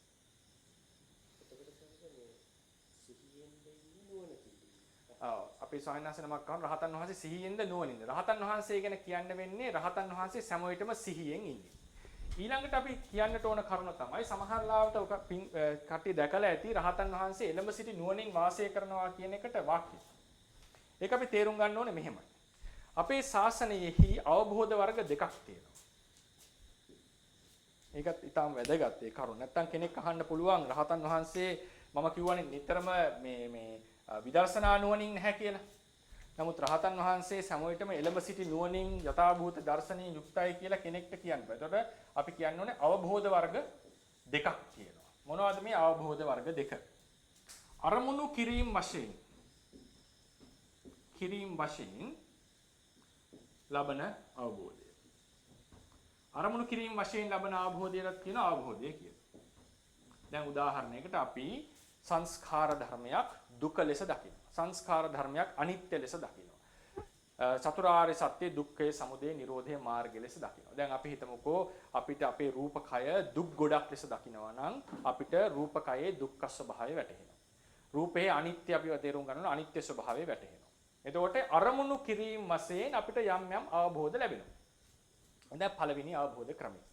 චතුරාර්ය සත්‍ය වෙන වෙනම අපිට සමුදය තේරුම් ගැනීම, හේතුඵලයේ තේරුම් ගැනීම, නිවන පිළිබඳ අවබෝධ, නිවන පිළිබඳව ගැඹුරින් සිටීම, මාර්ගය පිළිබඳ අවබෝධය, ඒ වගේ තැන්වල අපිට අරමුණු කිරීම වශයෙන්. ඒ වෙලාවේදී දැන් අපි හිතමුකෝ රූපකය අනිත්‍ය ලෙස දකිනවා කියලා. ඒ වෙලාවේ රූපකය දුක්ඛ ලෙස දකින්නේ නැහැ, අනාත්ම ලෙස දකින්නේ නැහැ. එකපාර එක ලක්ෂණයයි දකින්න පුළුවන්. ඒකේ සිතේ ලිමිටේෂන් එකක්. අපි රූපේ දුකයි ලෙස දැකපු වෙලාවේ වේදනාව දුකයි ලෙස දකින්නේ නැහැ. මේක හිතේ හැටියක්. ඊට පස්සේ එක තමයි අරමුණු කිරීම වශයෙන් අවබෝධය ලබනකොට ඒකේ තියෙනවා එකපාර එක දෙයක් පිළිබඳව අවබෝධය ලබන. ඒ අරමුණු කරන ධර්මයේ සම්බන්ධ. ඊළඟ දෙවන අවබෝධය තමයි අවබෝධයට ප්‍රතිපක්ෂ. අවබෝධයට ප්‍රතිපක්ෂ ධර්ම නැසීම තුල නැසීම කියන එක තුලින් අපි කියනවා අවබෝධයටපත් වුණා කියලා. ඒ කියන්නේ විශේෂයෙන්ම අවබෝධයට ප්‍රතිපක්ෂ විශේෂයෙන්ම ධර්මයේ මොකද්ද? මෝහයනේ. මෝහය නැසීම. මෝහය නැසීම. දැන් මම මේකට හොඳ උදාහරණයක් දෙන්නම්කෝ. බොහෝ දෙනා අහලා ඇති මාර්ගසිත අවබෝධයට ප්‍රතිපක්ෂ ධර්ම නැසීම. ලියා ගන්න ඕන අවබෝධයට ප්‍රතිපක්ෂ ධර්ම නැසීම. ඒ කියන්නේ මෝහය නැසීමත් අවබෝධයක් කියලා අපි කියනවා. හොඳට උදාහරණයක් ගන්න. අපි කියනවා මාර්ගසිත පහළ වෙනකොට අරමුණු කරන්නේ නිවන. මාර්ගසිත පහළ වෙනකොට අරමුණු කරන්නේ නිවන. හැබැයි අපි කියනවා නේද මාර්ගසිතෙන් දුක පිරිසිඳ දැනගනි, සමුදය ප්‍රහාණය කරයි, නිරෝධය සාක්ෂාත් කරයි, මාර්ගය වඩයි. ඒක ක්‍රමයකට අපි කියනවා. ඊට පස්සේ මාර්ගසිතේ තියෙනවා දුක්ඛේ ඥානය, දුක්ඛ සමුදය ඥානය, දුක්ඛ නිරෝධේ ඥානය, දුක්ඛ නිරෝධ ගාමිනී පටිපදා ඥානය. අපි එහෙමත් කියනවනේ සතර ඥානෙ මාර්ග සතර පිළිබඳවම සතර ආර්ය සත්‍ය පිළිබඳවම ඥානයත් ඒකේ තියෙනවා, කෘත්‍යයක් වෙනවා. කෘත්‍යයක් සම්පූර්ණ වෙනවා, නුවණත් පරිපූර්ණයි. සම්මා දිට්ඨිය කියලා කියන්නේ. මාර්ගසිත එක චිත්තක්ෂණයකදී මේක වෙන්නේ. සමහර නිකායන් කිව්වා මේක වෙන්නේ චිත්තක්ෂණ ගානකින් කියලා. අපිට හොඳම උදාහරණය ඒක තුන්වෙනි සංගායනාවේදී කතා වෙනවා. කියනවනේ සහවස්ස දස්සන සම්පදාය තයස්සු ධම්මා ජහිතා භවಂತಿ. දර්ශනය පහළ වෙනවත් සමගම තමයි කෙලෙස් නැති වෙන්නේ. ඒ නිසා මේ කෙලෙස් දුරු වීම ඒ වගේ ඒවා සිද්ධ වෙන්නේ එක සනේකදී, එක අවස්ථාවක. දැන් මේ මාර්ගසිතෙන් අරමුණු කරන්නේ නිවනනේ. නිවන තමයි අරමුණ. එතකොට අරමුණු කිරීම වශයෙන් මාර්ගසිතට තියෙන්නේ මාර්ග ඥාණයට, මාර්ග ඥානයේ අරමුණ නිවන. හරිනේ? හැබැයි අපි කියනවා මාර්ග ඥානය හඳුන්වනවා දුක්ඛේ ඥානය, දුක්ඛ සමුදය ඥානය, දුක්ඛ නිරෝධේ ඥානය, දුක්ඛ නිරෝධ ගාමිනී පටිපදා ඥානය කියලා හතර ක්‍රමයකම මාර්ග ඥානය හඳුන්වන්නට පුළුවන්. ඒ කොහොමද? නිවන කියලා කියන්නේ නිරෝධ සත්‍යය. මාර්ගසිත මේ වෙලාවේ දුක අරමුණු කරනවද? නෑ. දුක කියලා කියන්නේ සංකත ලෞකික ධර්මනේ. මේ වෙලාවේ සමුදය අරමුණු කරනවද? සමුදය කියන්නේ තෘෂ්ණාව. මේ නිවන අරමුණු කරලා තියෙනවා. හරි, නිවන නම් අරමුණු කරා කියලා කියන්න පුළුවන්. නිරෝධය. මාර්ගය අරමුණු කරනවද? ඒක කෙරෙන්නේත් නෑ. මොකද ඒ සිතට ඒ සිත අරමුණු කරන්නත් බෑ. එහෙමනම් කොහොමද මේ මාර්ග ඥානය, දුක්ඛේ ඥානය, සමුදය ඥානය, නිරෝධේ ඥානය, මග්ගේ ඥානය කියලා හැඳින්වුවේ? මේ මාර්ග ඥානයෙන් අනුස්සය මෝහය දුර වෙනවා. මොකද්ද මේ අනුස්සය මෝහය? අනුස්සය මෝහය තමයි සතර ආර්ය සත්‍ය අවබෝධ කර ගැනීමට තියෙන ප්‍රතිපක්ෂ බාධක ධර්ම. ඒ වෙලාවේ අරමුණු නොකලත් දුක්ඛය සමුදය මාර්ගය, දුක්ඛය සමුදය මාර්ගය අවබෝධ කර ගැනීමට ඇති බාධක වෙච්ච මෝහය දුර වෙනවා නම් ඒ වෙලාවේ අපි කියනවා ඒකත් අවබෝධයක් කියලා. අවබෝධය යනු මෙතන ප්‍රතිපක්ෂ ධර්ම නැසීම තුල අවබෝධයට ඇති බාධක දුරු කිරීමෙනුත් අපි කියනවා අවබෝධයටපත් වුණා කියලා. දැන් බලන්න රහතන් වහන්සේ ගැන. රහතන් වහන්සේ මාර්ග ඥාණයෙන් අනුසේ නැසුවට පස්සේ එතෙන් පටන් උන්වහන්සේට බාධකයක් තියනවද ආර්ය සත්‍ය අවබෝධයට? නැහැ. උන්වහන්සේට ආර්ය සත්‍ය අවබෝධයට බාධකයක් නැහැ. ඒ නිසා කවුරු හරි කිව්වොත් මෙතෙන් පටන් උන්වහන්සේ නිතරම යථාභූත ඥාන දර්ශනයෙන් යුක්තයි කියලා. ඒ කියලා තියෙන්නේ හැමතිස්සෙම උන්වහන්සේ විදර්ශනා වඩමින් ඉන්නවා, අරමුණු කිරීම වශයෙන් මේ සංස්කාරය බල ඉන්නවා කියන එක නෙවෙයි. ඒක වෙන්නට බෑ. උන්වහන්සේට චක්කු විඥානය පහළ වෙනවනේ. චක්කු විඥාන අරමුණු කරන්නේ රූපාරම්මනේ. ඒකට බෑ විදර්ශනා වඩන්න. සෝත විඥානයට බෑ විදර්ශනා වඩන්න. ඒවා තේරවාද ශාසනයේ තියෙන මූලිකම સિદ્ધාන්ත. විභංග ප්‍රකරණයට යන්න, ඒ අටුවාවට යන්න විශේෂයෙන් දක්වලා තියෙනවා. බිය නොහැකි දේවල්. එහෙනම් රහතන් වහන්සේ චක්කු විඥාණයෙන් ඉන්නකොට, සෝත විඥාන ආදියෙන් ඉන්නකොට කිසිසේත්ම අරමුණු කිරීම වශයෙන් අවබෝධය ළඟා කරගන්නට බෑ. නමුත් දෙවන ක්‍රමයෙන් උන්වහන්සේ අවබෝධය නෙවෙයිද ඉන්නේ? ඔව්, ඉන්නේ අවබෝධය. මෙතෙන් පටන් අපිට කියන්න පුළුවන් උන්වහන්සේ නිතරම අවබෝධයේ ඉන්නවා. මොන පරියායෙන්ද?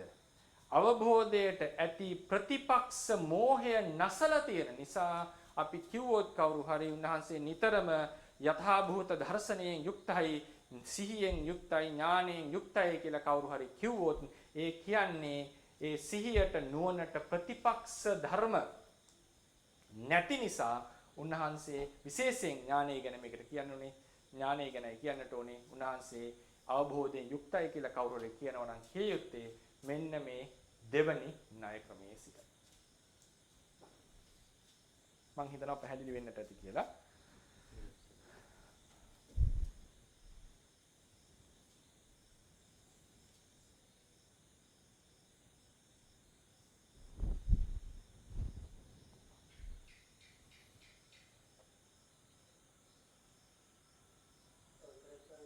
තේරුවන් සන්නයි.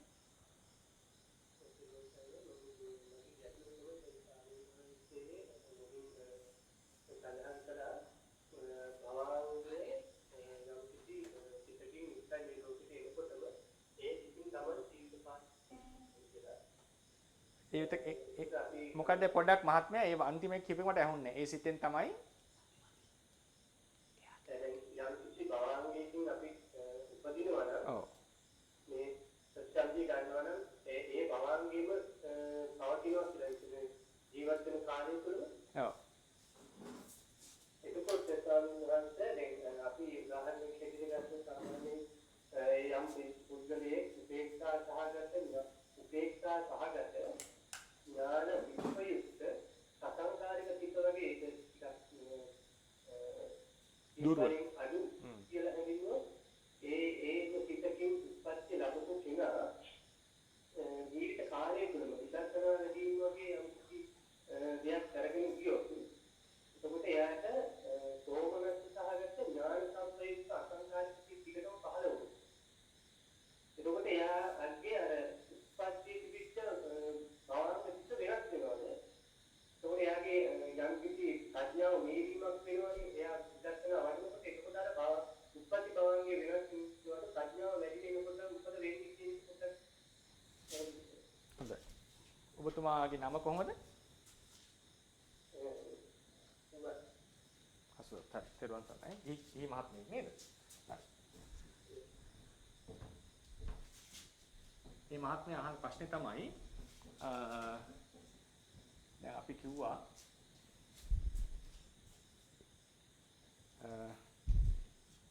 භවංග සිත් 15 වෙනවා. ඊළඟට අපිට මනෝද්වාරාවලින් සිත් 15 වෙලා ජවන සිත් 15 වෙනවා. ඊට පස්සේ ආයේ භවංග සිත් 15. කවුරු හරි කෙනෙක් මෙහෙම ඉන්න අපි තුමු මේක පහළ වුණේ සෝමනස්ස උපේක්ඛා සහගත දුර්වල භවංගයක් කියලා. උපේක්ඛා ඥාන විප්‍රයුක්ත සසංකාරික කියලානේ කිව්වේ. දැන් කවුරු හරි තාම ඕනෑකමින් කටයුතු කරලා උත්සාහයෙන් මොකද කරන්නේ? මේ ජවන සිත් නැවත නැවත එකවරක් නෙවෙයි බොහෝ වාරයක්. අපි හිතමුකෝ එයා කරනවා සෝමනස්ස සාගත ඥාන සංප්‍රයුක්ත අසංකාරික වගේ කියලා කිව්වොත් නැවත නැවත මේක ඇති කරගන්න. ඉතින් ප්‍රශ්නයක් අහන්න පුළුවන් ගොඩාක් කල් වුණාට පස්සේ එක සිතක් නෙවෙයිනේ ප්‍රතිසන්දි ගත්තට අලුත් සිත් පහළ වෙන එක වගේ කියලා අපි කිව්වේ. මේ බලපෑම නිසා මේ භවාංග වෙනස් වෙනවද? එතකොට මේ උදාහරණයට ගත්තම මේ උපේක්ඛානේ යාගේ ප්‍රතිසන්දිය නැවත නැවත ඒක අපි මේ උදාහරණයක් මෙහෙමත් හිතමුකෝ උපේක්ඛා ප්‍රතිසන්දියක් ගත්ත කෙනෙක් බොහෝ කල සෝමනස්ස සිත්ම ඇති කරගෙන ගියොත් එහෙම භවාංගයේ සෝමනස්ස වෙනවා. ඥාන විප්‍රයුක්ත භවාංගයෙන් උපන් කෙනා ඥාන සංප්‍රයුක්තම සිත් නැවත නැවත ඇති කරගත්තොත් භවාංගයේ ඥාන සංප්‍රයුක්ත වෙනවද? සසංකාරික සිත් උපතී කෙනා අසංකාරික සිත් නැවත නැවත ඇති කරගත්තොත් භවාංගය අසංකාරික වෙනවද කියන එකයි මේ ප්‍රශ්නේ අහලා තියෙන්නේ. මේ ප්‍රශ්නේ අහන්නේ එහෙමයි. ඒතකොට ඒක අහන්න ප්‍රධානම හේතුවක් වෙන්න පුළුවන් අපි දන්නවා බුදුදහමේ හැටියට සියල්ල పూర్ව කර්මයෙන් තීරණය වෙනව නෙවෙයි.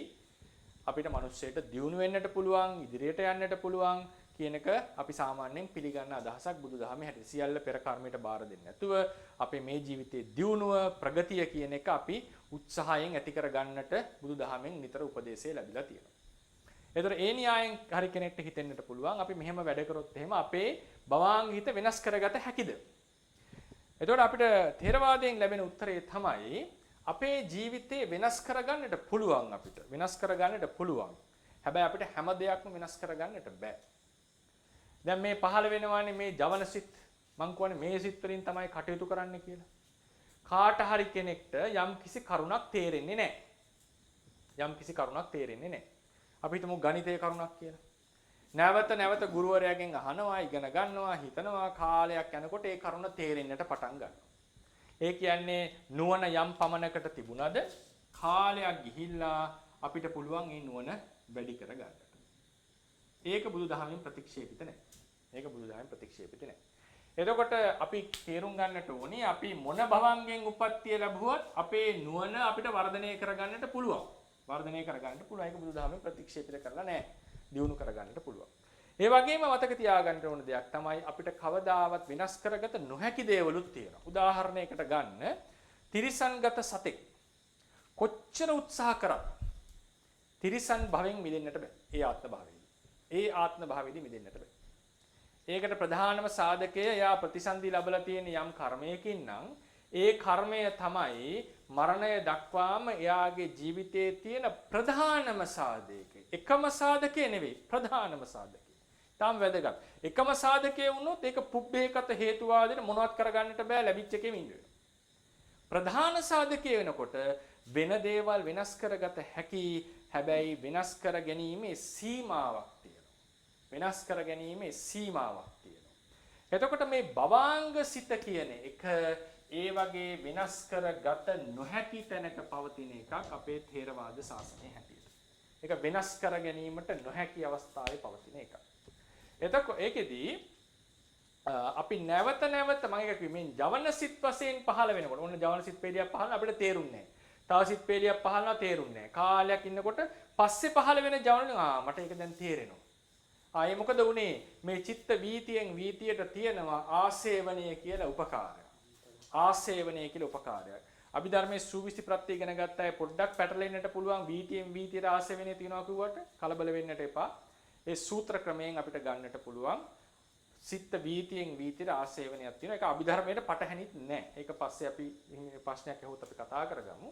ඒ නිසා ආසේවනය තියෙනවා චිත්ත වීතියෙන් වීතියට කියලා ගතිය.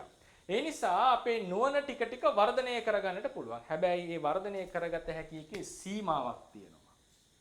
උදාහරණය තමයි අපි කොච්චර උත්සාහ කරත් මේ ජීවිතේ බුදු වෙන්නට බෑ. හේතුව මොකද්ද? අපි ලැබපු ප්‍රතිසන්දියේ භවාංගයට තියෙන සීමාවක් තියෙනවා. එතකොට මේ භවාංගයේ තියෙන සීමාව උඩ අපිට නිවන දියුණු කරගත හැකි එකේ සීමාවක් වෙනවා. ඒකට ප්‍රධානම සාධකය තමයි භවාංගය වෙනස් වන්නේ නැහැ. මොකද හේතුව එක භවයක ප්‍රතිසන්දිය භවාංගය චුතිය කියන සියල්ලම උපදවන්නේ එකම කර්මයකින්. ඒකයි හේතුව මේකට. අපි හිතමුකෝ දානමය කර්මයක් කියලා. ඒ කර්මයෙන් තමයි මේ සියලුම ප්‍රතිසන්දි භවාංග සිත් නැවත නැවත උපදවන්නේ. ඒක මේ එක භවයකදී අපිට වෙනස් කරගන්නට බෑ. එතකොට ඔබතුමාගේ අහපු ප්‍රශ්නේදී පොඩි නිවැරදි කිරීමක් කරන්නට ඕනේ. ඥාන විප්‍රයුක්ත භවංගයකින් නම් ඉපදුනේ කවුරු හරි. ඔහුට විදර්ශනා ඥානෙ වඩන්නටත් බෑ. අපි කමන්නේ කියමුකෝ. හැබැයි වෙන ඥානෙ උපදින්න පුළුවන්. ඥාන සංප්‍රයුක්ත සිත් උපදින්නට පුළුවන්. විදර්ශනා ඥානෙ උපදින්න බෑ. ඒකට හේතුව තමයි අරමුණ කියන එක ගැන දැනගන්නට කලින් අරමුණ භවාංගයට සංවේදී වෙන්නට ඕන. ඒක මම භවාංගය කියලා වෙනම පාඩමක් ගන්නවා. ඒකෙදි මම කතා කරන්නම් මේක කොහොමද තේරවාද ශාසනයේ කතා කරලා තියෙන්නේ කියලා. භවාංගයට සංවේදී වෙන්නට ඕනේ. ඒ සංවේදී වෙච්ච අරමුණක් තමයි තේරුම් ගන්න. දැන් විශේෂයෙන් ගත්තොත් අනාත්මය කියන අනාත්ම ලක්ෂණය සංවේදී වෙන්නෙම ඥාන සංප්‍රයුක්ත භවාංගයට. පටිභාග නිමිත්ත කියන අරමුණ සමාධි අරමුණ සංවේදී වෙන්නෙම ඥාන සංප්‍රයුක්ත භවාංගයකට. භවාංගයේ තියෙන යම් පැහැපත් ගතිය. ඒ නිසා තමයි අපි කියන්නේ ඥාන විප්‍රයුක්ත උප්පත්තියෙන් ලැබපු කෙනාට ධ්‍යාන ලබන්න බෑ, මාර්ගඵල ලබන්න බෑ කියන එක ඒකයි. එතකොට ඒක ප්‍රධානම හේතුව එක කර්මයකින් තමයි සියලු භවාංග සිත් ප්‍රතිසන්දි සිත් චුති සිත් එක භවයක හටගන්නේ. එතකොට ඒක ඒ ඇතුළ තුලදී ඒ කියන්නේ ජීවිත කාලේ අපිට වෙනස් කරගන්න පුළුවන් වෙනවා ජවනයේ තියෙන නුවණ හැකියාවන්. හැබැයි සීමා සහිත භාවයකටයි. ඒකට තියෙන හොඳම උදාහරණය මම ඒකෙන් උත්තරේ නවත්තන්නම්. හොඳම උදාහරණය ධම්මපදයේ බුදුරජාණන් වහන්සේගේ දේශනාව. ධම්මපදයේ බුදුරජාණන් වහන්සේගේ දේශනාව. අහලා ඇති බාල වර්ගයේ තියෙනවා යාව ජීවම් පිචේ බාලෝ පණ්ඩිතම් පෛරුපාසති. අහලා ඇති බොහෝ දෙනා යාව ජීවම්පි චේ බාලෝ පණ්ඩිතං පෛරුපාසති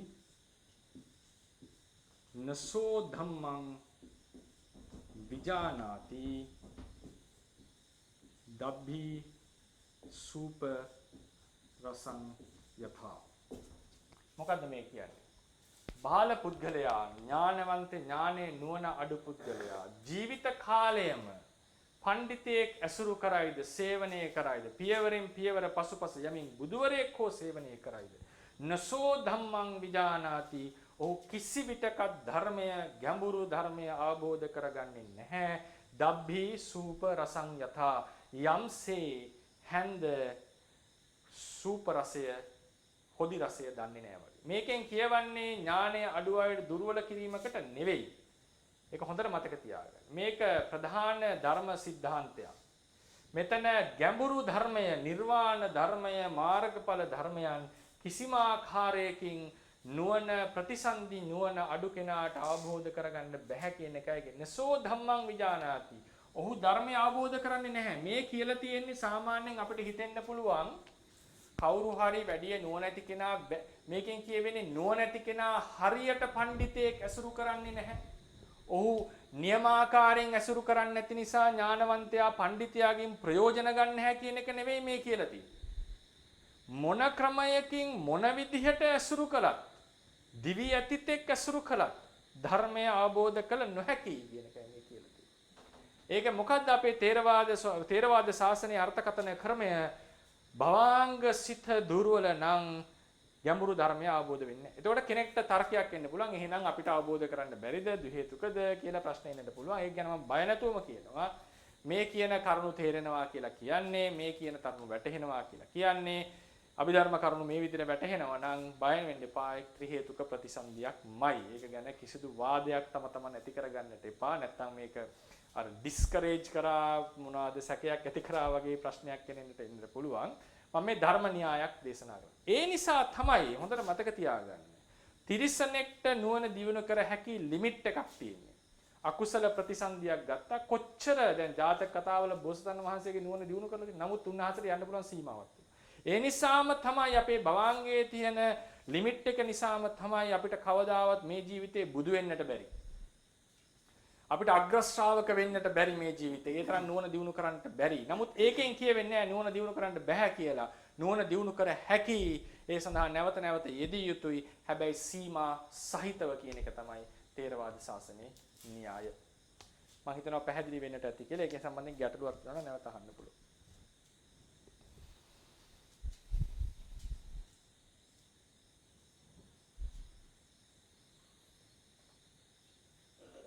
සර්ණේ ස්වාමීන් වහන්සේ ඒ නිසා නේද මේ කෝසල රජතුමා බුදුහාමුදුරුවෝ ඇසුරු කළා මේ සත්‍ය අවබෝධ කරගන්න බැරුණේ. ඒක සම්බන්ධයෙන් එක ටීකාවක සඳහන් වෙනවා. මම මේ ටීකාවේ රෙෆරන්ස් එක මට මේ වෙලාවේ දෙන්න බෑ. ඒකේ pāli පාඨය තමයි කොසල් රජුරෝ පිරිනිවන් කොසල් රජුරුවන්ගේ පිරිනිවන් පෑම කොසල් රජුරුවන්ගේ පිරිනිවන් පෑම සිදු වෙන්නේ අபிසම්බෝධි පිරිනිවන් පෑමක්.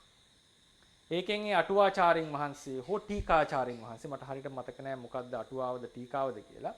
ඒකෙන් උන්වහන්සේලා කියනවා කොසල් රජුරුවෝ මතු අනාගතේ බුදු වෙන කෙනෙක් කියන එක. ඒක එක තැනක තමයි මේ පාඩේ එන්නේ. ඒක හැමතැනම කියවිච්ච දෙයක් නෙවෙයි. එක වාක්‍යයක දැක්වෙනවා. අபிසම්බෝධියා පරිනිබ්බාන ස්වභාවත්තා වගේ වචනයක් කියවෙන්නේ. ඒක පරිවර්තනය කරන්නේ උන්වහන්සේගේ පිරිනිවීම නියම වෙලා තියෙනවා වෙන්නට යන්නේ සම්මා සම්බෝධිය අධිගමනය කරලා කියලා. ඉතින් ඒ නිසා ධර්මය අවබෝධ කරේ නැහැ කියන එක ක්‍රමයක්. ඒක ඊට පස්සේ අනිත් එකෙන් මම කියන්නේ නැහැ එතුමාගේ අඩුපාඩු චරිත කතාවේ ඕන තරම් දැක්වෙනවනේ. ඉතින් ධර්මය අවබෝධ නොවෙන්නට වෙන සාධක තිබුණා වෙන්නට පුළුවන්. නමුත් සමහර තැන්වල දැක්වෙනවා එතුමා අති ඥානවන්ත ලෙසත් කටයුතු කරා කියන එක කියවෙනවා. එතකොට ඊළඟ කරුණ තමයි ධර්මය අවබෝධ නොවෙන්නට තියෙන එකම සාධකය මේ ප්‍රතිසන්දියේ දුර්වලකම නෙවෙයි. ත්‍රි හේතුක ඊටාම ඉහළ ප්‍රතිසන්දියක් ඇති අයත් කර්ම අජාත සත්තු රජුරවන්ට වෙච්ච වැඩේ කර්මාවරණය නිසා. සමහර කෙනෙක්ට මොනවද බරවත් කර්ම කිරීම නිසා ඕනෑකම නැති වෙලා දැන් ඔය මහදන සිටුවරයට වගේ හරියට වැඩ කරපු නැති නිසා ඊට පස්සේ අර කරන්දක සූත්‍රයේ දැක්වෙන විදිහට පෙස්ස හෝ ඒ පරිබ්‍රාජකතුමා කරන්දක සූත්‍රයේ දැක්වෙන පරිබ්‍රාජකතුමා කාර්ය බහුල වීම නිසා මාර්ගඵල නොලැබී යන්නට පුළුවන්. ඒ නිසා අර මම දැනුවත් තොරතුරක් ලෙස කියන්නේ කොසල් රජුරුවන් මතු බුදු වෙන කෙනෙක් කියන එකට එක වාක්‍යයක් ඒක හැමතැනම නෙවෙයි එක වාක්‍යයක් තියෙනවා අටුවාවක එතුමා අනාගතයේ එතුමාගේ පිරිනිවන් පෑම සිද්ධ වෙන්නේ සම්බෝධිය හරහා කියලා.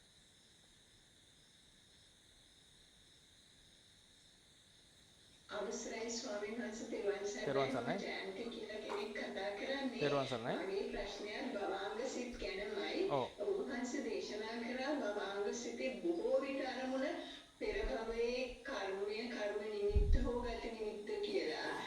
බොහෝ විට කියලා දේශනා කරේ ඒ කියන එක සරලම තැනක් තමයි අසඤ්ඤ සත්වයෙන් චුත වෙලා කවුරු හරි මේ ජීවිතේ ප්‍රතිසන්දි ගත්තොත් කලින් ජීවිතේ සිතක් තිබ්බේ නෑනේ. එතකොට කලින් ජීවිතේ මරණාසන්න එක වෙන්නට බෑ. ඊළඟට විය හැකි සම්භාවිතාවල් කිහිපයක් තියෙනවා. කවුරු හරි කෙනෙක්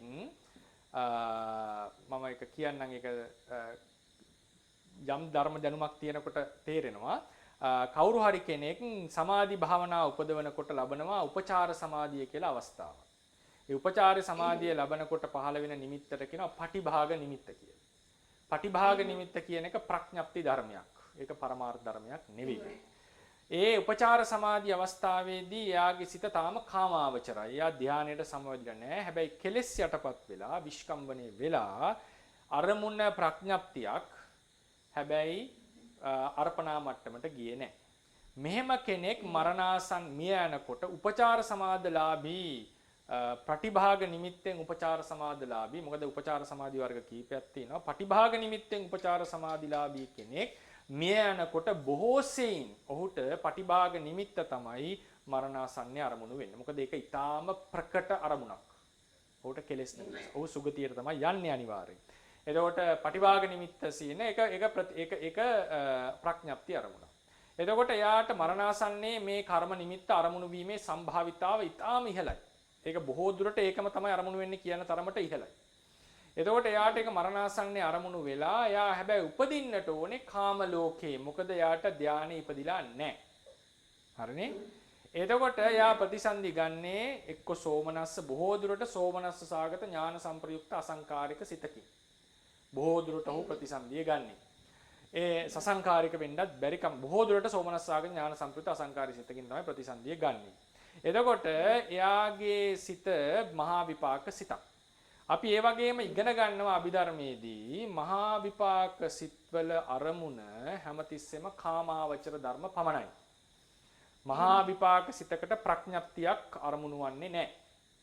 ওই වගේ ප්‍රඥප්තිය අරමුණු වන්නේ නැහැ. ඒ ප්‍රඥප්තිය අරමුණු වෙන ක්‍රමයක් ගැන අපි කියනවා. ඒත් ඔය වගේ සුද්ධ ප්‍රඥප්තිය අරමුණු වන්නේ නැහැ. පටිභාග නිමිත්ත වගේ. හරිනේ? එතකොට එතන ආරම්මන වශයෙන් ඝට්ටනයක් වෙනවා, බෙහෙදයක් වෙනවා. ඒ අවස්ථාවවලදී ඔහුගේ අරමුණ අපි කියන්නේ අපි සඳහනක් නැහැ මොන අරමුණද අරමුණු වෙන්නේ කියලා. නමුත් ධර්ම විභාග වශයෙන් පටිභාග නිමිත්ත අරමුණු විය නොහැකි. මොකද මහා විපාක සිතට ප්‍රඥප්තියක් අරමුණු වෙන්නේ නැහැ. එතකොට ඒ වගේ කෙනෙක්ගේ මරණාසන්න වීතියේ අරමුණ පටිභාග නිමිත්ත එයා ගන්න මහා ප්‍රතිසන්දි ගන්න මහා විපාක සිත ප්‍රතිසන්දි සිතට පටිභාග නිමිත්ත අරමුණු විය නොහැකි ධර්ම විභාග වශයෙන්. පැහැදිලි නේද? හරිනේ? ප්‍රතිසන්දිය වෙනවා කාම භවයේ ප්‍රතිසන්දියට ප්‍රඥාප්තියක් අරමුණු වෙන්නට බෑ. ඒ නිසා ඒ වගේ තැන්වලදී අපි කියනවා ඒකයි මම වචන යොදන්නේ බොහෝ සෙයින් මරණාසන්නයේ ගත්ත අරමුණ අරගෙන උපදිනවා. මේ වගේ විශේෂ අවස්ථා තුනක් තව එකක් තියෙනවා. අරූප ලෝකෙන් චුත වෙලා උප්පත්තිය ලැබනකොට ඒ අදාළ සමහර නිමිත්තක් පහළ වෙනකොට ඒක තව වෙනක් වෙන්න පුළුවන්. ඔය කියන අසඤ්ඤ සත්වෙන් චුත වෙලා උපදිනකොට අරූප ලෝකෙන් චුත වෙලා එක හැමතිස්සෙම නෙවෙයි. චුත වෙලා උප්පත්තිය ලැබනකොට සහ උපචාර සමාදලාභී කෙනා කාම ලෝකයේ උපදිනකොට පටිභාග නිමිත්ත මරණාසන්න අරමුණු වුණොත් එයාගේ ප්‍රතිසන්දි හිතේ අරමුණ මේ කියන අවස්ථා තුනේදී කලින් භවයේ මරණාසන්න බීති අරමුණ නෙවෙයි කියන එක තමයි අපි කියන්නේ.